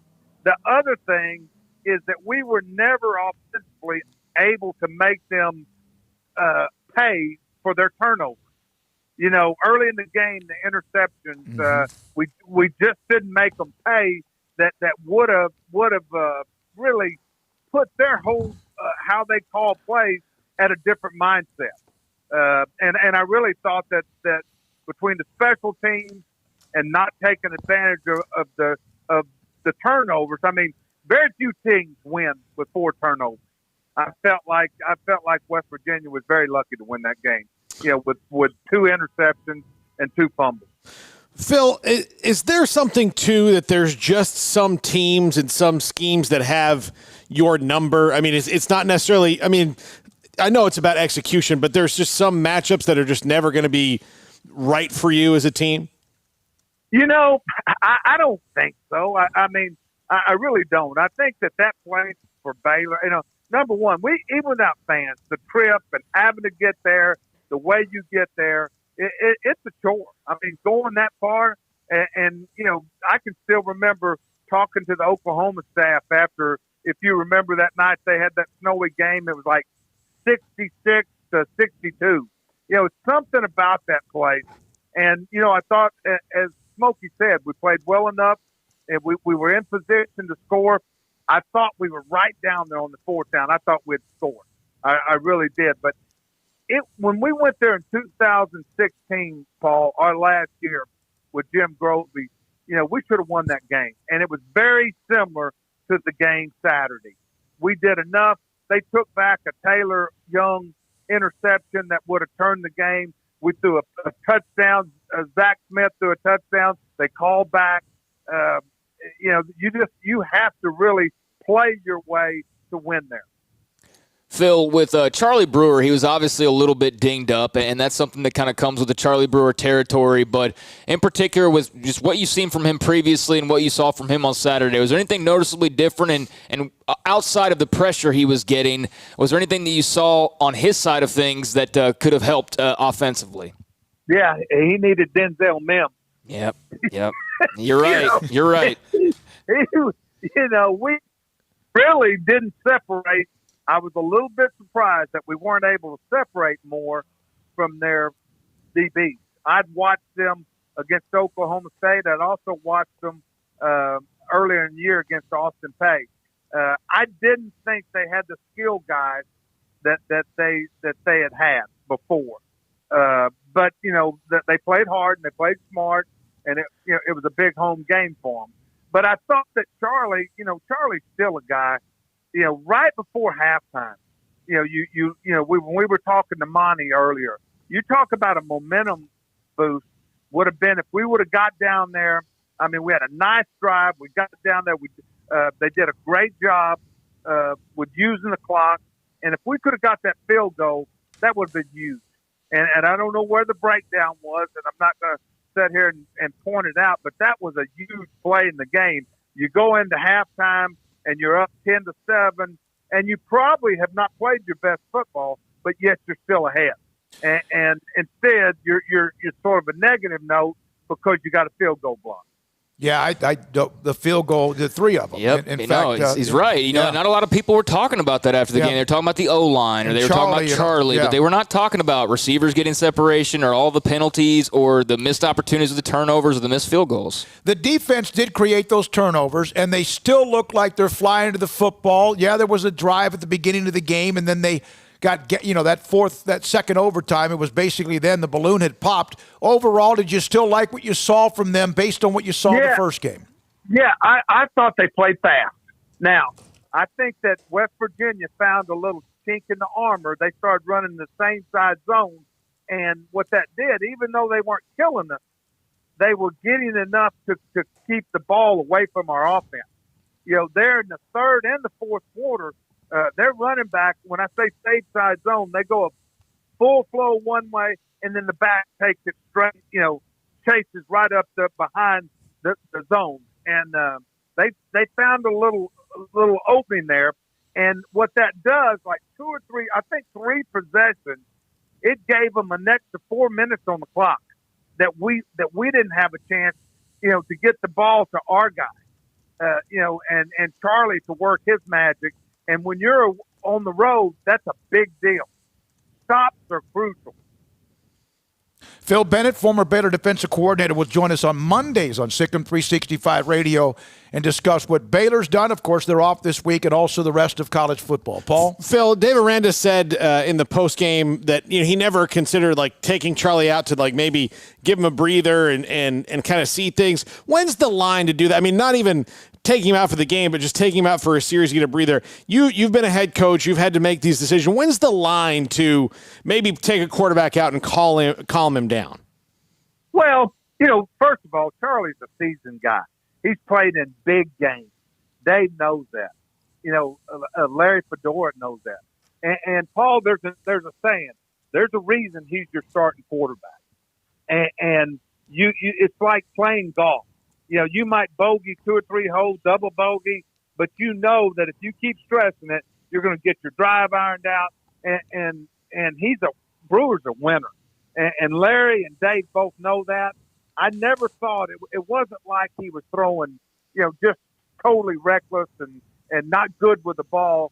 There were some other things there, like I said, the receiver, getting, we only rushed for 27 yards. Mm-hmm. Do you know how much pressure that puts on a quarterback when they know you're going to throw and those things, and they can control the line of scrimmage? So I agree 100% on what Dave said. What's more important, the game plan during the week or the ability as a coaching staff with the players you have to be able to make adjustments once the game begins? Well, I think it's a combination, because, you're going to base your game plan. It's a game of matchups. David, I used to tell you that all the time. It's a game of matchups. And you've got to make sure your matchups are favorable or at least equal to who you're playing. And you go into the game week and you say, all right, I like this, I like this, I like this. Well, one thing we know, they're looking at you too. I mean, they're getting paid to coach too, and they're saying, okay, we're going to change this. They're being evaluated. And then one of the things that I think great coaches or really good coaches always do, they don't have to recreate a package. Their package evolves. Maybe like during the game, maybe West Virginia was giving us a little bit more prep than maybe Larry thought. Well, there's a couple of stack routes, different things that they know too, and the kids know it. And that's why simplicity is good. I think that in answer to your question, you've got to be ready to. I thought the second half, I did. I say this again. Of course, I was a homer. I thought we scored on that play on the goal line. Yeah. And I believe if it had been in McLean Stadium, we'd have won that game. Well, I think everybody but the officiating crew was on board. Unfortunately, Phil, they're the only ones that matter in that moment. The 3-3-5 stack that West Virginia runs, how difficult is that to pick up on because of it's kind of like an offense that's very multiple and that they can just bring stuff from all different angles? Well, one of the things with the three, it's sort of like what Phil Snowball do. You're plugging in a fourth guy somewhere, And what happens, and I really did, I thought we would have, you zone and you block an area.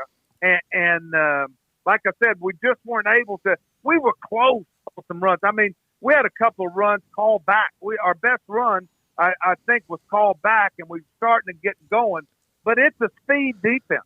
It's a defense that, if you would have been able, personnel-wise, and I'm sure that's why they didn't do it, the 3-3-5 does not like too tight ends because it creates more gaps on the line of scrimmage, and they don't like those matchups as much.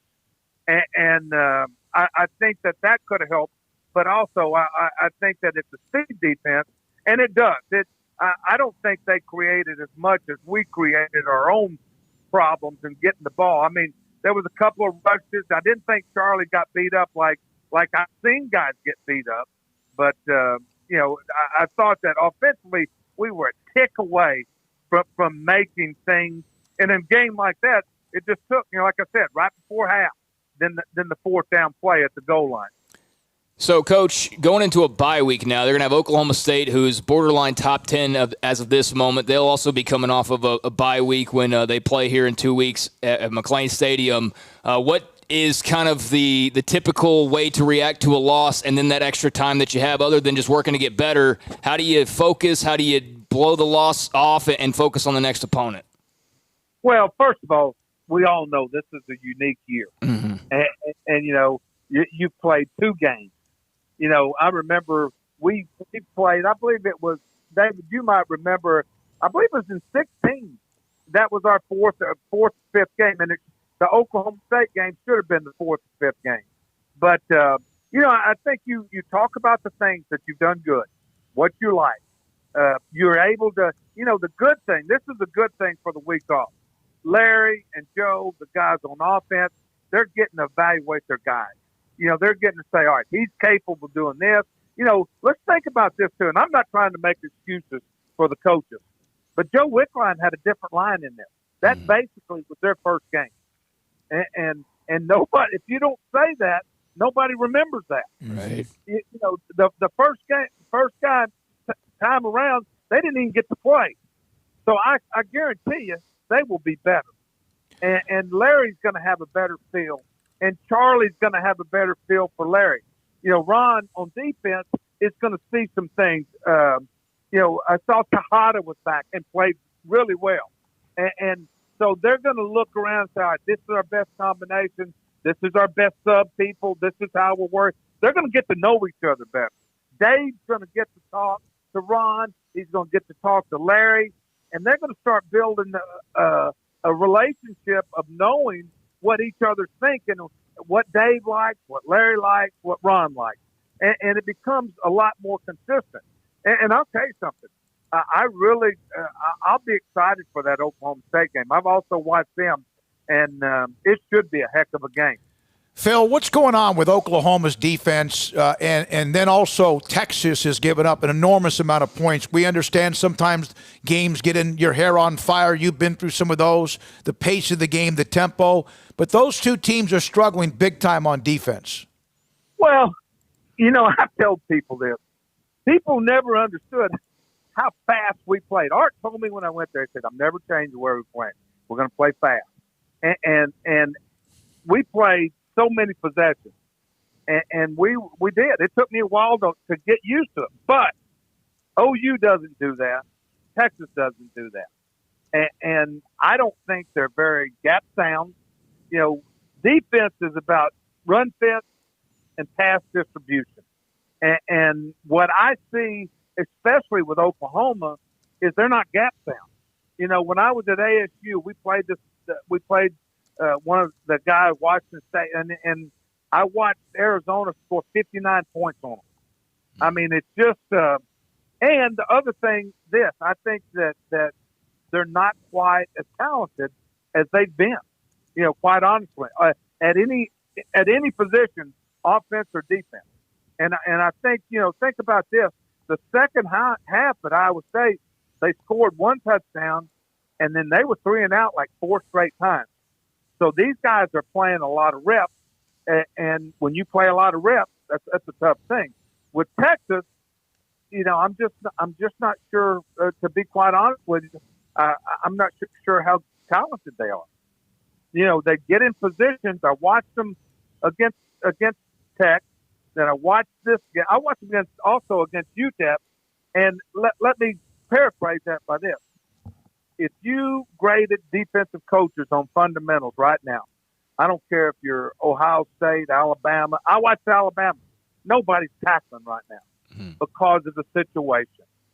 And it's just that nobody feels that they've had a spring training. I mean, it's really a rush job. And I think that hurts you on fundamentals, and I think it's hurting both of those teams. Man, I tell you what, Craig, did you want one more with him? Yeah, I could ask a billion questions, but Coach, how frustrating was it? You know, I don't agree with Gary Patterson all that often. That was a nice win for them, though. But he said today in his little media call that it bothers him. They based everything on the league, on whether or not Texas and Oklahoma are good. And we know that was the case. You know, Baylor was really good, but it was like, oh, well, what about OU and Texas? How frustrating was that? And Is there any way the conference can kind of shake that, or is that just the way that it is because those are the two blue bloods? Truthfully, I don't give a rat's ass what he says about anything. Gotcha. After all that went down, I'm not worried about it. And you know what? He just needs. I guess he needs to worry about Iowa State. Mm-hmm. Everybody else worry about Oklahoma and Texas. I will tell you this: not one time did Art Briles ever worry about any Texas. He didn't worry about Oklahoma. He just said it was a week to week, handle your business. And I don't say that smart aleckly, but my point is, you know what? It's never going to change, Craig. The University of Texas is always going to be the University of Texas. University of Oklahoma, I saw today was Barry Switzer's birthday. And one of the things they were celebrating was he won the conference 9 straight years. Wow. Yeah. I mean, that's why, and don't get me wrong, Gary does a great job, and he has done a good, and he has owned Texas, but just you can't spend time worrying about that. Right. Yeah, that's the kind of stuff that can just get under your skin a little bit. Phil, man, I tell you what, the stuff with you and Monty, we just all three just backed up, let you guys go. It was fun to hear two coaches going at it and kind of having fun with that, and how you saw that game play out. This is a fun and also very enlightening educational segment with you. We can't wait for next Monday. Thank you so much. And I have to ask you this. All right. You said... No, hey, well, hold on. If I'm going to tell the truth as I see it, Smoke. I know. No, I know. I think I've had Baylor fans who have all reached out to me, and I heard it immediately. You said we many times, and I think that's heartwarming for a lot of people to hear you say that when you were talking about Baylor. Well, let me tell you something. I spent 6 years there, and we did something that was very special, very special. And I think you'll agree with that. Mm-hmm. The kids, when I think of the guys, the Ahmad Dixons, the Eddie Lackeys, I could go on and on. KJ Morton, Joe, all those kids, and it's just I don't have thoughts of negativity. I don't like some of the things that happen, but at the same time, the people at Baylor are wonderful. And I'll tell you this, I'm a Dave Aranda fan, always have been. Dave and I remember a short story. When I was at Pitt, I stayed up way late one night to teach him or to help him play Navy in the option. So I'm pulling for him. And like I said, I don't know if you talked to Larry, but I almost had to, with his whole family after me. Thank God they like me now. I sent him that text or that tweet that I put up quoting you, and he sent back the laughing emojis. He goes, "That happened. That actually happened." And, hey, but when you're a young guy, I think he was probably 12 or 13. I was 20. And like I said, the Dixie Chicken was closing. I needed that game to end. You had a big strike zone then, huh? Oh, my God. Phil, this is great. Thank you, man. Always consider you an incredible friend. Thank you so much. Thank you, guys. That's Phil Bennett. Oh, my God. That's awesome. That's just so awesome. And the fact that he jumped in with Coach Monty as well.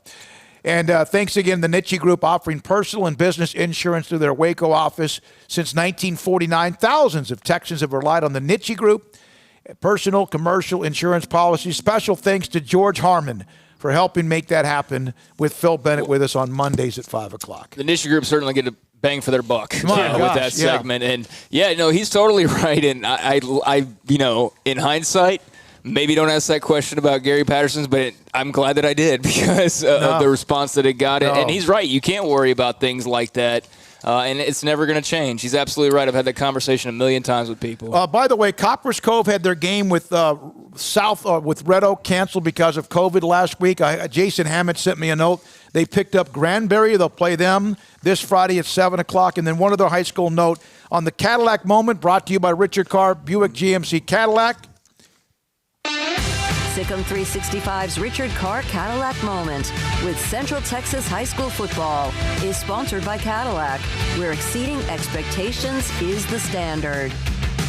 Man, what a great job. Thank you, Armstrong, and also CJ. The Cadillac moment, I got this from Holland. They won the game, came back to beat Thorndale. He goes, it was 14-6, end of the first half, 10 seconds left, 3rd and 10 from Thorndale's 28. Aiden Tomasek threw it back into the back of the end zone. Clay Pershey grabbed the football to pull us within 2 at halftime. If we don't score right there, I don't think we win the game, or not since one of our best players got knocked out of the game in the first quarter. The play is at the end of the highlights, sent me the league. That's Coach Kruger from Holland. That was a comeback win for Holland against Thorndale. That was a bang-bang play, many of them that we saw on Friday night. Thank you. All right, coming up next, Nick Eatman, DallasCowboys.com. His thoughts about the Cowboys and going forward. This is Sikkim 365 Radio. Ideal MRI, IdealMRI.com. Thanks to Dr. Rob Maxey and the great folks at IdealMRI.com, the title sponsor of this show every single day. And from the beginning, he reached out to me on the board and said, please call me. Premium quality MRIs, convenient, affordable. That's Ideal. An average an MRI can cost $1,100 or more. That's the average. So you could imagine some are much higher. Our cost at Ideal MRI is $497 or less every single time. Be smart. The doctors come from places like Johns Hopkins Hospital or Stanford and have subspecialty training in the area of your scan. It means your brain MRI will be read by a neuroradiologist. Your knee read by a musculoskeletal radiologist. Physicians will provide your doctor with a full report when you send it to them or ask them to send it forward. They use only the state-of-the-art American-made GE technology. The clinic features a 1.5T high-field digital scanner, advanced features to help you get the most out of your scan. And believe me, I've been in that MRI machine. It is a monster, and you can't believe how clear the pictures are, no question about it. All the equipment has been rigorously tested for accreditation. All of the expert physicians are certified by the American Board of Radiology. You've heard me discuss their machine and how easy it is to get an appointment and how comfortable and low maintenance the entire appointment might be, but you needed to know a little bit more about the background, the guts of Ideal MRI at IdealMRI.com. How do you get the job done? With power. Get all the power you need in a new Ram. Allen Samuels presents Ram Power Days. Extra special savings and special factory financing on all new models. Hauling families to great places. Doing chores, working hard. Allen Samuels will help you get the job done. Ram, the highest pickup owner loyalty in America. Shop, apply, buy online. We delivered. Allen Samuels, official auto dealer of the Heart of Texas Fair and Rodeo. Did you know that 1 out of every 4 men have symptomatic low levels of testosterone and don't even know it? And if you think you're too young to worry about it, guess again. Low T levels can make you feel tired and grumpy, cause weight gain, and wreak havoc on your sexual desire and performance. Petty Clinic Low T can set up same-day blood screening and results, so if you're tired of being tired, I challenge you to man up and Google search Low T Waco or go online, pettycliniclowt.com. It's a private clinic with an atmosphere catering to men. Affordable, only $150 a month, includes lab work, office consultation, testosterone injections, follow-up visits compared to $395 a month in Dallas or Austin, and you don't have to fight the traffic. Petty Clinic Low T as board-certified physician consultations will provide the best form of brand-strength testosterone available.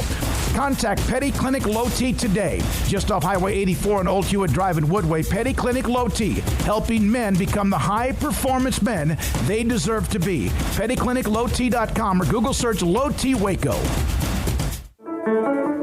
One size fits all. That may be all right for an adjustable belt or cheap sunglasses, but when it comes to your financial needs, no one wants a one-size-fits-all strategy. Cam Heathcott, your Edward Jones financial advisor, knows that his most important goals are yours. That's why he takes the time to understand your needs, knowing you. That's how Edward Jones makes sense of investing. Cam Heathcott, covering Conroe and Houston, 936-756-7717 or cam.heathcott at edwardjones.com. Edward Jones, member SIPC. From the first workout to the last practice, sports is an incredible and rewarding challenge. Hi, everyone. This is Dan Ingham with the First National Bank of Central Texas, and we're proud to support each athlete, every parent, and our educators.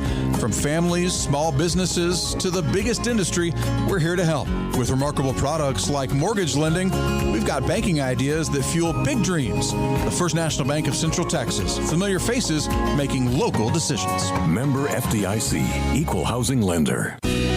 Let Camille Johnson Realtors guide you seamlessly through the process of buying your dream home or selling your current one. Commercial, farm and ranch, or residential, Camille Johnson Realtors can smoothly and successfully lead you through any transaction. With a team of 28 experienced agents who are excited about serving you, Camille Johnson Realtors services the entire greater Waco area. If you're in the market to buy or sell, contact Camille Johnson Realtors, 104 Midway Center in Woodway, or find them online at www.camillejohnson.com. Camille Johnson Realtors, elegant, charming, warm. Welcome home.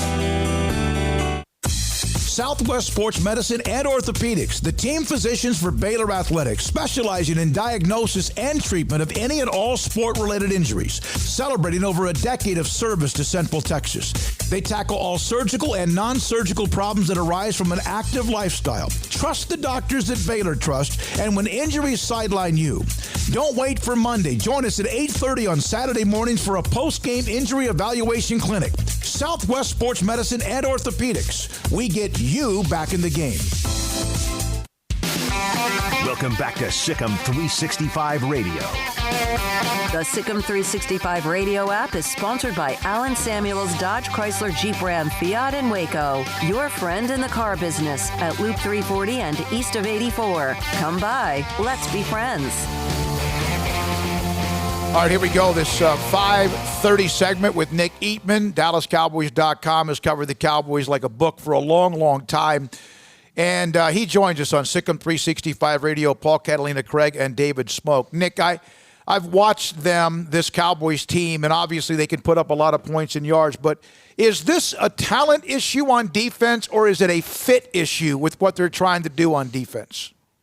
That's a good question, Smoke. I think it's a combination of both, and I know that's not an answer people like to hear. You know, no one wants a combination unless you're getting like chicken and sausage or something like that. You know what I mean? But which just reminds me, I guess just talking to you just reminds me of those days back in training camp. You know, with the chili and all that. But it's a good question because the players are, I mean, no one wants to hear the excuses, but they're injured. I mean, they have some injuries at key positions. 2 corners down, 2 linebackers down, you know, and then they certainly missed not having Gerald McCoy this year in the middle. But I also think that the guys that are filling in, I don't know if it's a perfect scheme fit right now. And, you know, not getting the installation in April and just having to do a lot of it virtually, I think it's caught up to them. It really has. I thought, you know, first 3 weeks you played quarterbacks that had all been in the Super Bowl. You had established offenses, established passing games. But that wasn't the case this last week. I mean, they ran the ball with guys that even, you know, when an injury went down, boom, another guy stepped in. So I think they're banged up in a lot of areas, but I also don't think they're all on the same page scheme wise. And that's something they have to figure out on the fly. You have to figure it out today. Offensively, they're putting up all these ridiculous numbers, but they're not playing complementary football right now. Do you see that changing and maybe them trying to establish the run a little bit more as opposed to wheeling it all over the yard, which is working, but it's not working to where they're winning games? Right. Well, I think it's working in the second half. Yeah, I agree with you. I don't think it's working all the way. I don't think they're slinging it around in the first half to get these leads. If so, why not put 24 on the first quarter instead of the fourth, and then see what happens with the Browns trying to run the ball, in trying to get back in the game. So I think that it looks good at the end of the day, the end of the stats, all these numbers for Dak, but they're not getting it done from start to finish. They're not finishing drives early. Yeah, they had a 14-7 lead, but then it evaporated quickly. I think it's less is more. I think they've got to run the ball. They got to be able to run the ball. They've got to be more balanced, and they're just not able to do it. The offensive line issues is a huge problem, but I think I hate to say this about a 500-yard passing game, but it seems like hollowed stats to me, because it's not getting it done when it's really, you really need to. You need to do that in the first half, in the first quarter, third quarter, and not wait till the very end and then just roll back into the game. I mean, it's too little, too late. I mean, sometimes there are holes that are too big to dig out of, and sometimes it's games, sometimes it's a season. Just hope this mentality of we can always come back isn't something that they're thinking right now in the season. They get to 1-4, 1-5, 2-6. They're not coming back from that. Nick, do you think the turnover issues are a product of just the way the season kind of started off and the non-normalness of it all? And I guess you could have to then apply that to 31 other teams as well. But what do you attribute most of the turnovers to, and how do they go about correcting that? I don't see turnovers as being something that's from the lack of preparation or whatever. I mean, I just think, when you say turnovers, I guess you're assuming the offensive turnovers, the Zeke fumbles, and I don't know, some of it is just guys getting around the edge and expecting your right tackle, who's never played a game since Texas Tech, is going to block Myles Garrett, and all of a sudden you're surprised that he's knocking the ball out of his hands.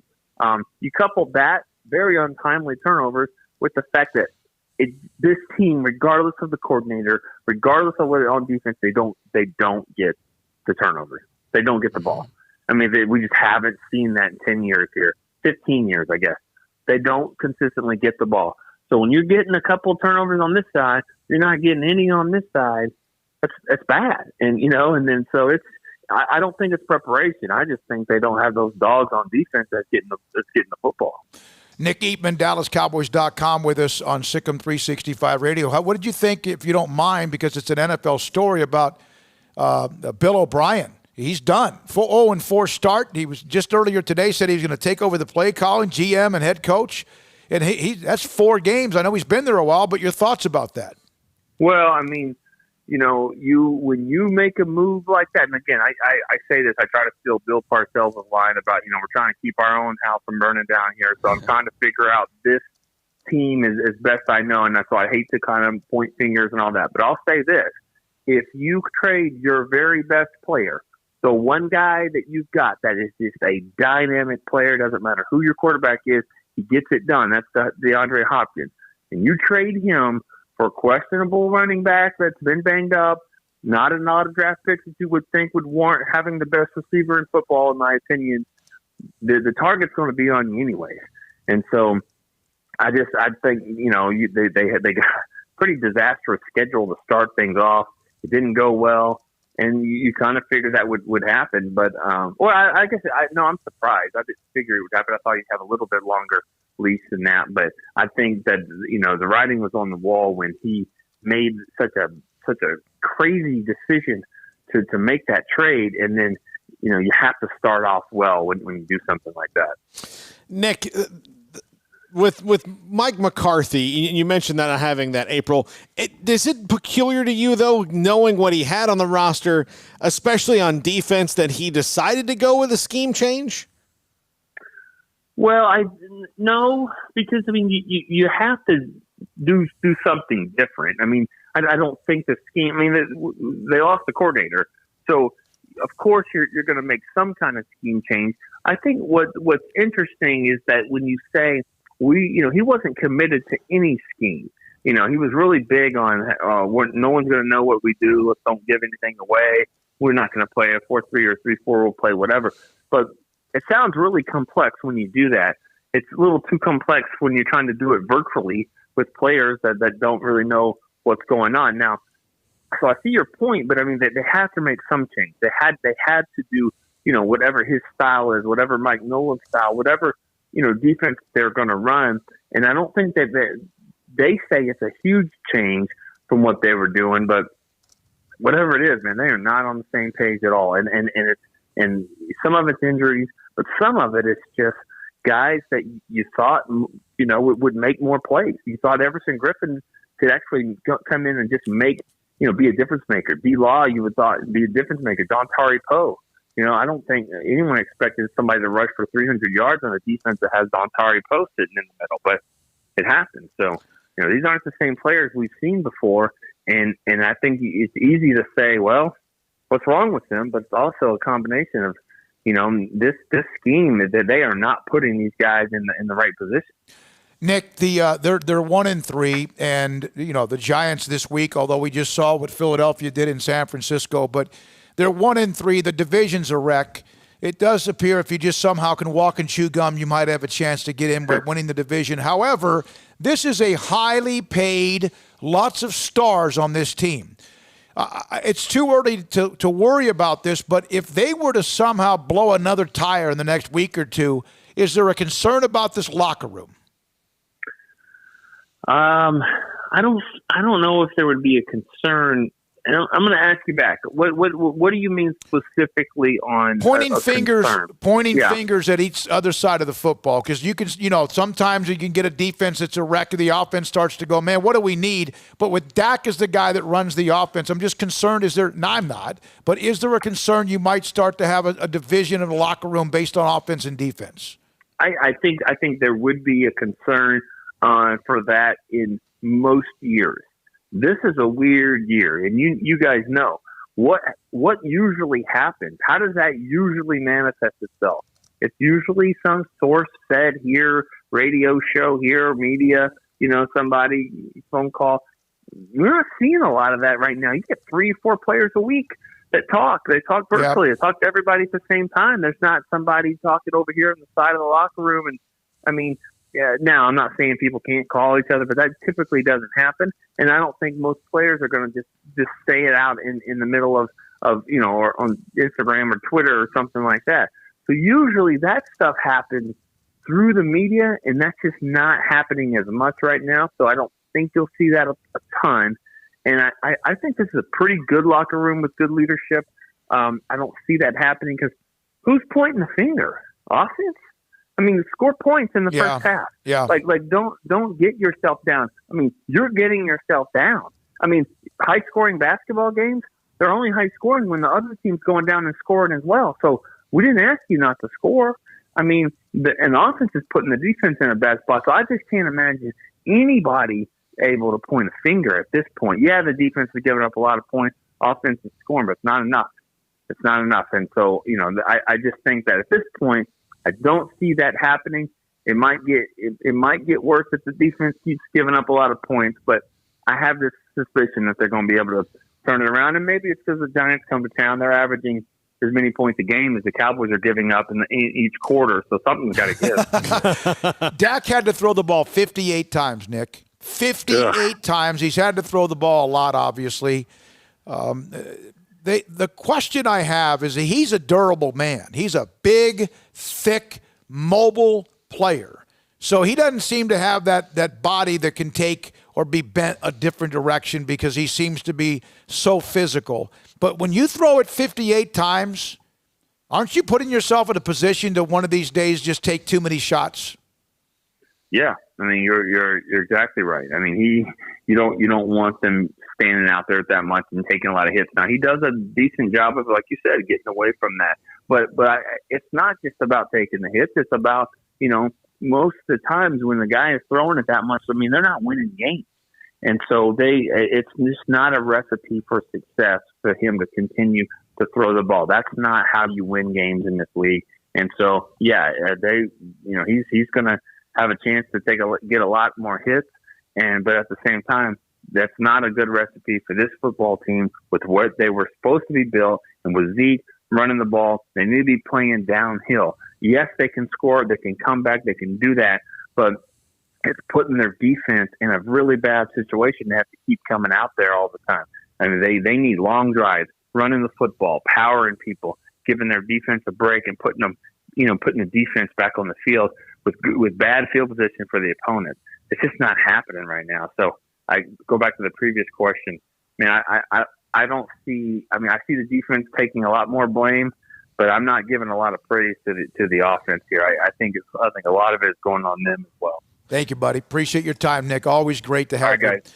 Nick Eatman, DallasCowboys.com as well on Sikkim 365 Radio. There's a lot of quarterbacks that wouldn't survive throwing the ball 45, 50 times in a game. I'm not sure even the best of all time. You just 5 more chances to get hit. Dak is a physical, thick, hard to bend around guy. That's not going to last forever, though. But yeah, even if he's not taking a bunch of hits, that's just not going to last for forever, though. Yeah. I mean, your body just changes naturally over time. And he has that because he's that same type of body style. When he takes off, you don't see him slide. He's diving, leaping, hurling, and that's just one more time or two, even though those are some of his best plays. He's like Charlie Brewer. He's better when things are crazy, hectic, out of control. He just that's his best football. When we come back, we'll wrap it up on Sikkim 365. We got one more break, don't we? Sikkim 365. What a day it's been. Also going to read some of the things that you've sent over the weekend when it comes to Baylor or the Cowboys. Hear from Mike McCarthy or maybe even Zeke. This is Sikkim 365 Radio. If you are in the market for a new home or trying to sell the one you're in or have a home to sell, regardless of the one you're living in or not, you need to call my friend Lance Donaldson at eXp Realty, and he will get you set up. 254-214-3713. You can go on to his website, and you can see the listings he has. Just some fantastic stuff. Whether it's here in Waco, he's had some stuff out in Groesbeck. He's got tons and tons of listings, varying price ranges, all that stuff. He is absolutely fantastic. He's got great stuff, and he will find you that dream home. He's going to find you the home that you maybe didn't even know you always wanted, because you've got certain things when you're looking for a house that you'll say, like, well, I want to make sure it has this many bedrooms, this many bathrooms, and I want to be in this kind of acreage or whatever. But then he's also going to find those little things. You're also going to love hanging around with Lance and going to look at a house with him. Believe me, you have to spend a lot of time with your realtor when you're buying a home. You want it to be someone who's going to make it a fun and easy experience for you. Well, that's Lance Donaldson. Give him a call, 254-214-3713, or online at lancedonaldson.exprealty.com. At Baylor University, students can shine in their own way. Or should we say their own ways? Because there's no limit to the ways Baylor students make the world a brighter place. Whether they're leading a student organization or following a higher calling, getting advice from faculty, or taking part in world-class research, pursuing their dreams, or working toward their dream job, students find their place to shine at Baylor, where lights shine bright. Stepping into a new pair of boots is great, but stepping into the boots of a U.S. Army officer can also add confidence and leadership skills to your son or daughter's career path. There are more than 150 occupational specialties to help them find the best fit for their future. See all the things your son or daughter can achieve in our boots at GoArmy.com. U.S. Army Waco Recruiting Company, 254-598-8131 or 254-776-1543. Born in Waco, Brotherwell Brewing exists to serve the Central Texas community with locally crafted beer of the highest quality. They want to bring Central Texas closer to the brewing experience so everyone can enjoy well-made beer as much as they do. For 2.5 years, they've been bringing high-quality beer to Central Texas at their location on Bridge Street in East Waco. And this football season, you need to stop by on game day for curbside pickup or stop by their tent next to Sikkim 365 at Brazos Parking for your pregame refreshment. Brotherwell Brewing believes in community and bringing people together to enjoy products made in their community. So for your game day, whether it's a tailgate or at home, stop by Brotherwell Brewing for high-quality craft beer made right here in Central Texas, 400 East Bridge Street, and check them out online at brotherwell.com. Boozers is the wedding ring store and more. If you're ready to get engaged or already married and want to upgrade your wife's ring for a special anniversary, Boozers is the place to go. With the largest selection of premier quality diamond engagement rings and wedding rings in Central Texas. They have 7 cases with over 300 styles of rings from top designers like Natalie Kay. Choose from yellow, white, or rose gold, plus beautiful top quality loose diamonds. With an in-house jewelry, they can also custom make anything you want. Bring in a picture or drawing and let Boozers create your one-of-a-kind pendant or ring. They can even use some of your old gold and diamond jewelry to create something new. At Boozers, you'll find a great selection of quality timepieces, and Boozers is the place for expert watch maintenance and repairs too. They specialize in expert Rolex watch repair for fine jewelry, watches, custom work, and more. Go to Boozers on Valley Mills and Lake Air Drive in Waco. Boozers, the wedding ring store and more. When we moved to Texas, we were like fish out of water. We didn't know anyone in our neighborhood until our Texas Farm Bureau insurance agent came to the house. She was so helpful and reassuring, a friendly face with that Texan hospitality I'd heard about. When we purchased a Texas Farm Bureau insurance policy, we knew we were making the right choice. We knew our family would be protected. Stop by and see our agents at one of our 3 McLennan County locations. Coverage and discounts are subject to qualifications and policy terms and may vary by situation. Welcome back to Sikkim 365 Radio. Blitz coming. Throwing a fade. Going for the corner. Lamb has got it! Touchdown, Dallas! The Sikkim 365 Radio poll is brought to you by Pickup Outfitters, where everything purchased and installed comes with our famous lifetime installation guarantee and free warranty assistance. 220 Lake Air Drive or createacommotion.com. All right, we're wrapping up this Monday, October the 5th. Tomorrow, we'll have our regular guest, David Hellman, obviously John McClain. We'll also have N.D. Kalu, who works in Houston as well, and he'll discuss Bill O'Brien. John McClain had the story, and also the updates continue on his timeline. A few other guests, Dan Lust, our attorney, sports attorney on many things. Sam Bradshaw, the first 3 things on his 11. Tough loss, offensive line wasn't ready. The matchup killed Baylor today. Defense was outstanding, kept the team in it. Way did not give up and keep fighting to force overtime and double overtime. He eventually broke that down. Craig Smoke has a column, consistent defense, anemic offense, defines Baylor through 2 games. And we've discussed that quite a bit as well. They did not have Kalen Barnes. They didn't have some defensive linemen, but that wasn't the problem. No, it was the offense. The defense had all the guys missing, and they were the ones that played above their heads or to their usual level. So, yeah, I mean – I know that in post-game reactions, there's going to be these hot takes and these immediate knee jerks and things like that. But, you go back and rewatch a game, you see a lot of different things you didn't see the first time around, or you maybe pick up on some other things. But, I know people were disappointed that win was there for the taking. It was. And I think that's why people are more frustrated than anything. I didn't come out of that game going, this is a bad football team. A lot of people, that was their instant reaction. My thought was, as badly as they played on offense, they still took that team to double overtime and should have won the game like about 5 or 6 different times, but because of the offense could not take advantage. And so I don't know who they are yet. That was kind of the point of my article was who are they exactly? But I think these 2 weeks will be beneficial. I'll go back to my point I made last week about some teams are just, some places are just hard. You just can't get over them. And I'll use the example. Gary Patterson is 8-2 against Texas. 7-2 in the Big 12. Oh, yeah, 7-2 in the Big 12 since they joined it. So has Gary Patterson been better than them every year? Not every year. Of course, this has not been the most stellar decade for Texas. No, but even still. No, you're right. But he's beaten them when he wasn't better than them, but he was a... this is from Paula Fleck Reynolds.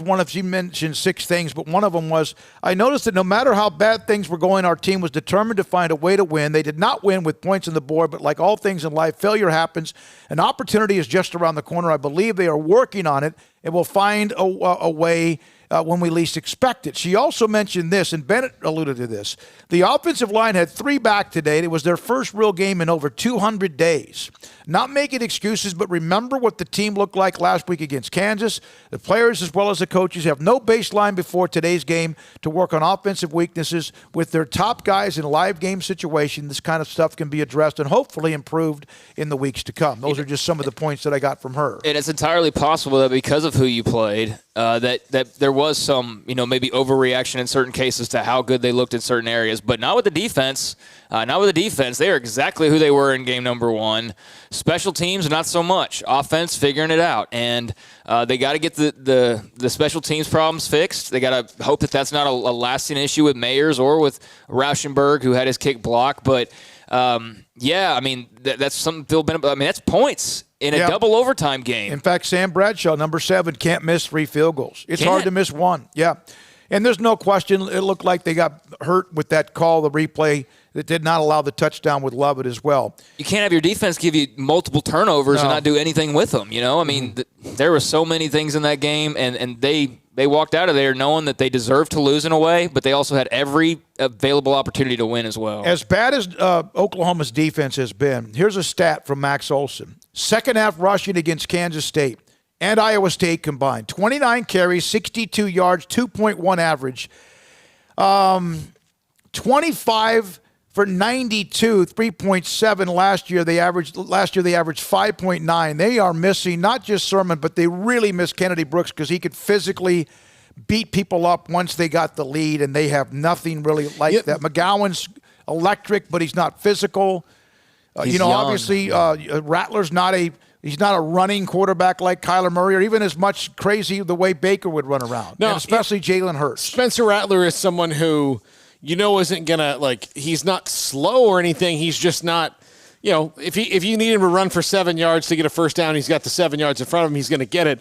But he's not going to be like any of the other guys that could turn that 7-yard run into a 27-yard run. And they're not designing those types of runs for him either. Which they did with the others. Yeah, because they could do it. And I think the offensive line is not as good, but the skill guys are a level well below what they've typically had. And I think a wake-up call for a lot of Sooners fans, too, and I thought about this all the time going into the season, is you're coming off of 4 straight years of the most incredible quarterback play you could possibly ask for. Every single of your last 3 quarterbacks has been a Heisman contender or won it. And now you have a true freshman, or a redshirt freshman, and this is what redshirt freshmen look like sometimes. They make mistakes, they rush throws, they try to win the game all on their own, and Rattler was doing some of that, but he's not the problem. He's not the problem. The problem is the guys around him, and the problem is that soft tissue paper defense that is no better than it was, all the other times we said that about Oklahoma. All right, here's a quote from Lincoln Riley to wrap up today. I think it'll be most unpredictable college football year of all time. So I think you've got to hang in there and keep swinging. I mean, who the hell knows what's going to happen in our league or on the national scene? Right. Texas and Oklahoma play this Saturday at the Cotton Bowl. It's an elimination game. They normally go in that game undefeated, both of them, or maybe one of them has one loss. Somebody's either walking out with their second or third loss. Yeah, OU could be 0-3, and I'm telling you, with the way Texas scores and OU has struggled with that, it could be they better jump out quickly or they could find themselves looking up at 0-3, which is unprecedented, no question, because they've run the Big 12. They have run 1-3. They have run the Big 12. 1-3 overall, you're right, with a non-conference win. All right, thanks to many people. Thanks to J.J. Joe. He was great coming off a game Monday. Kevin Hoffman of Mark, Greg Jacobs of Crawford. Thanks to Dave Aranda, Philip Montgomery from Tulsa, Phil Bennett. What a segment that is on Friday, and even a sneak peek from him earlier today as well at the Philip Montgomery segment. Thanks to Nick Eatman. Man, great job, guys. Thank you very much. We appreciate our newest sponsor, the Nitsche Group. Thanks to George Harmon, for CJ, for Amelia Myers, and also for Armstrong Sims. Thank you for listening whenever you do for as long as you possibly can. Thank you, and good night.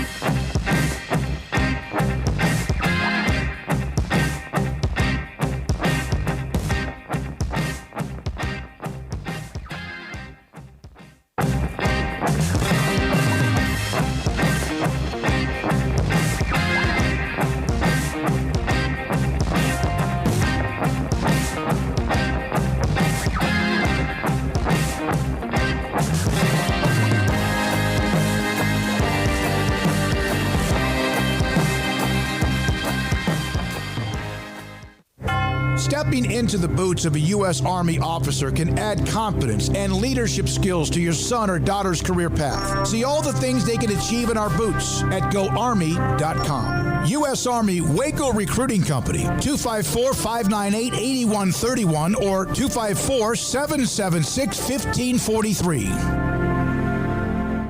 How do you get the job done? With power. Get all the power you need in a new Ram. Allen Samuels presents Ram Power Days. Extra special savings and special factory financing on all new models. Hauling families to great places. Doing chores, working hard. Allen Samuels will help you get the job done.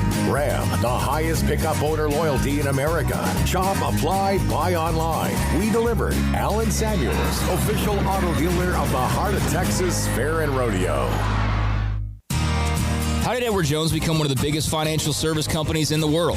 By not acting that way. Financial strategies, one-on-one advice, it's a big difference. And that's why Brad Wilson, your Edward Jones financial advisor, makes sense of investing. Experience the difference for yourself. Brad Wilson, 250 Sharon Drive in Woodway, 254-776-4337.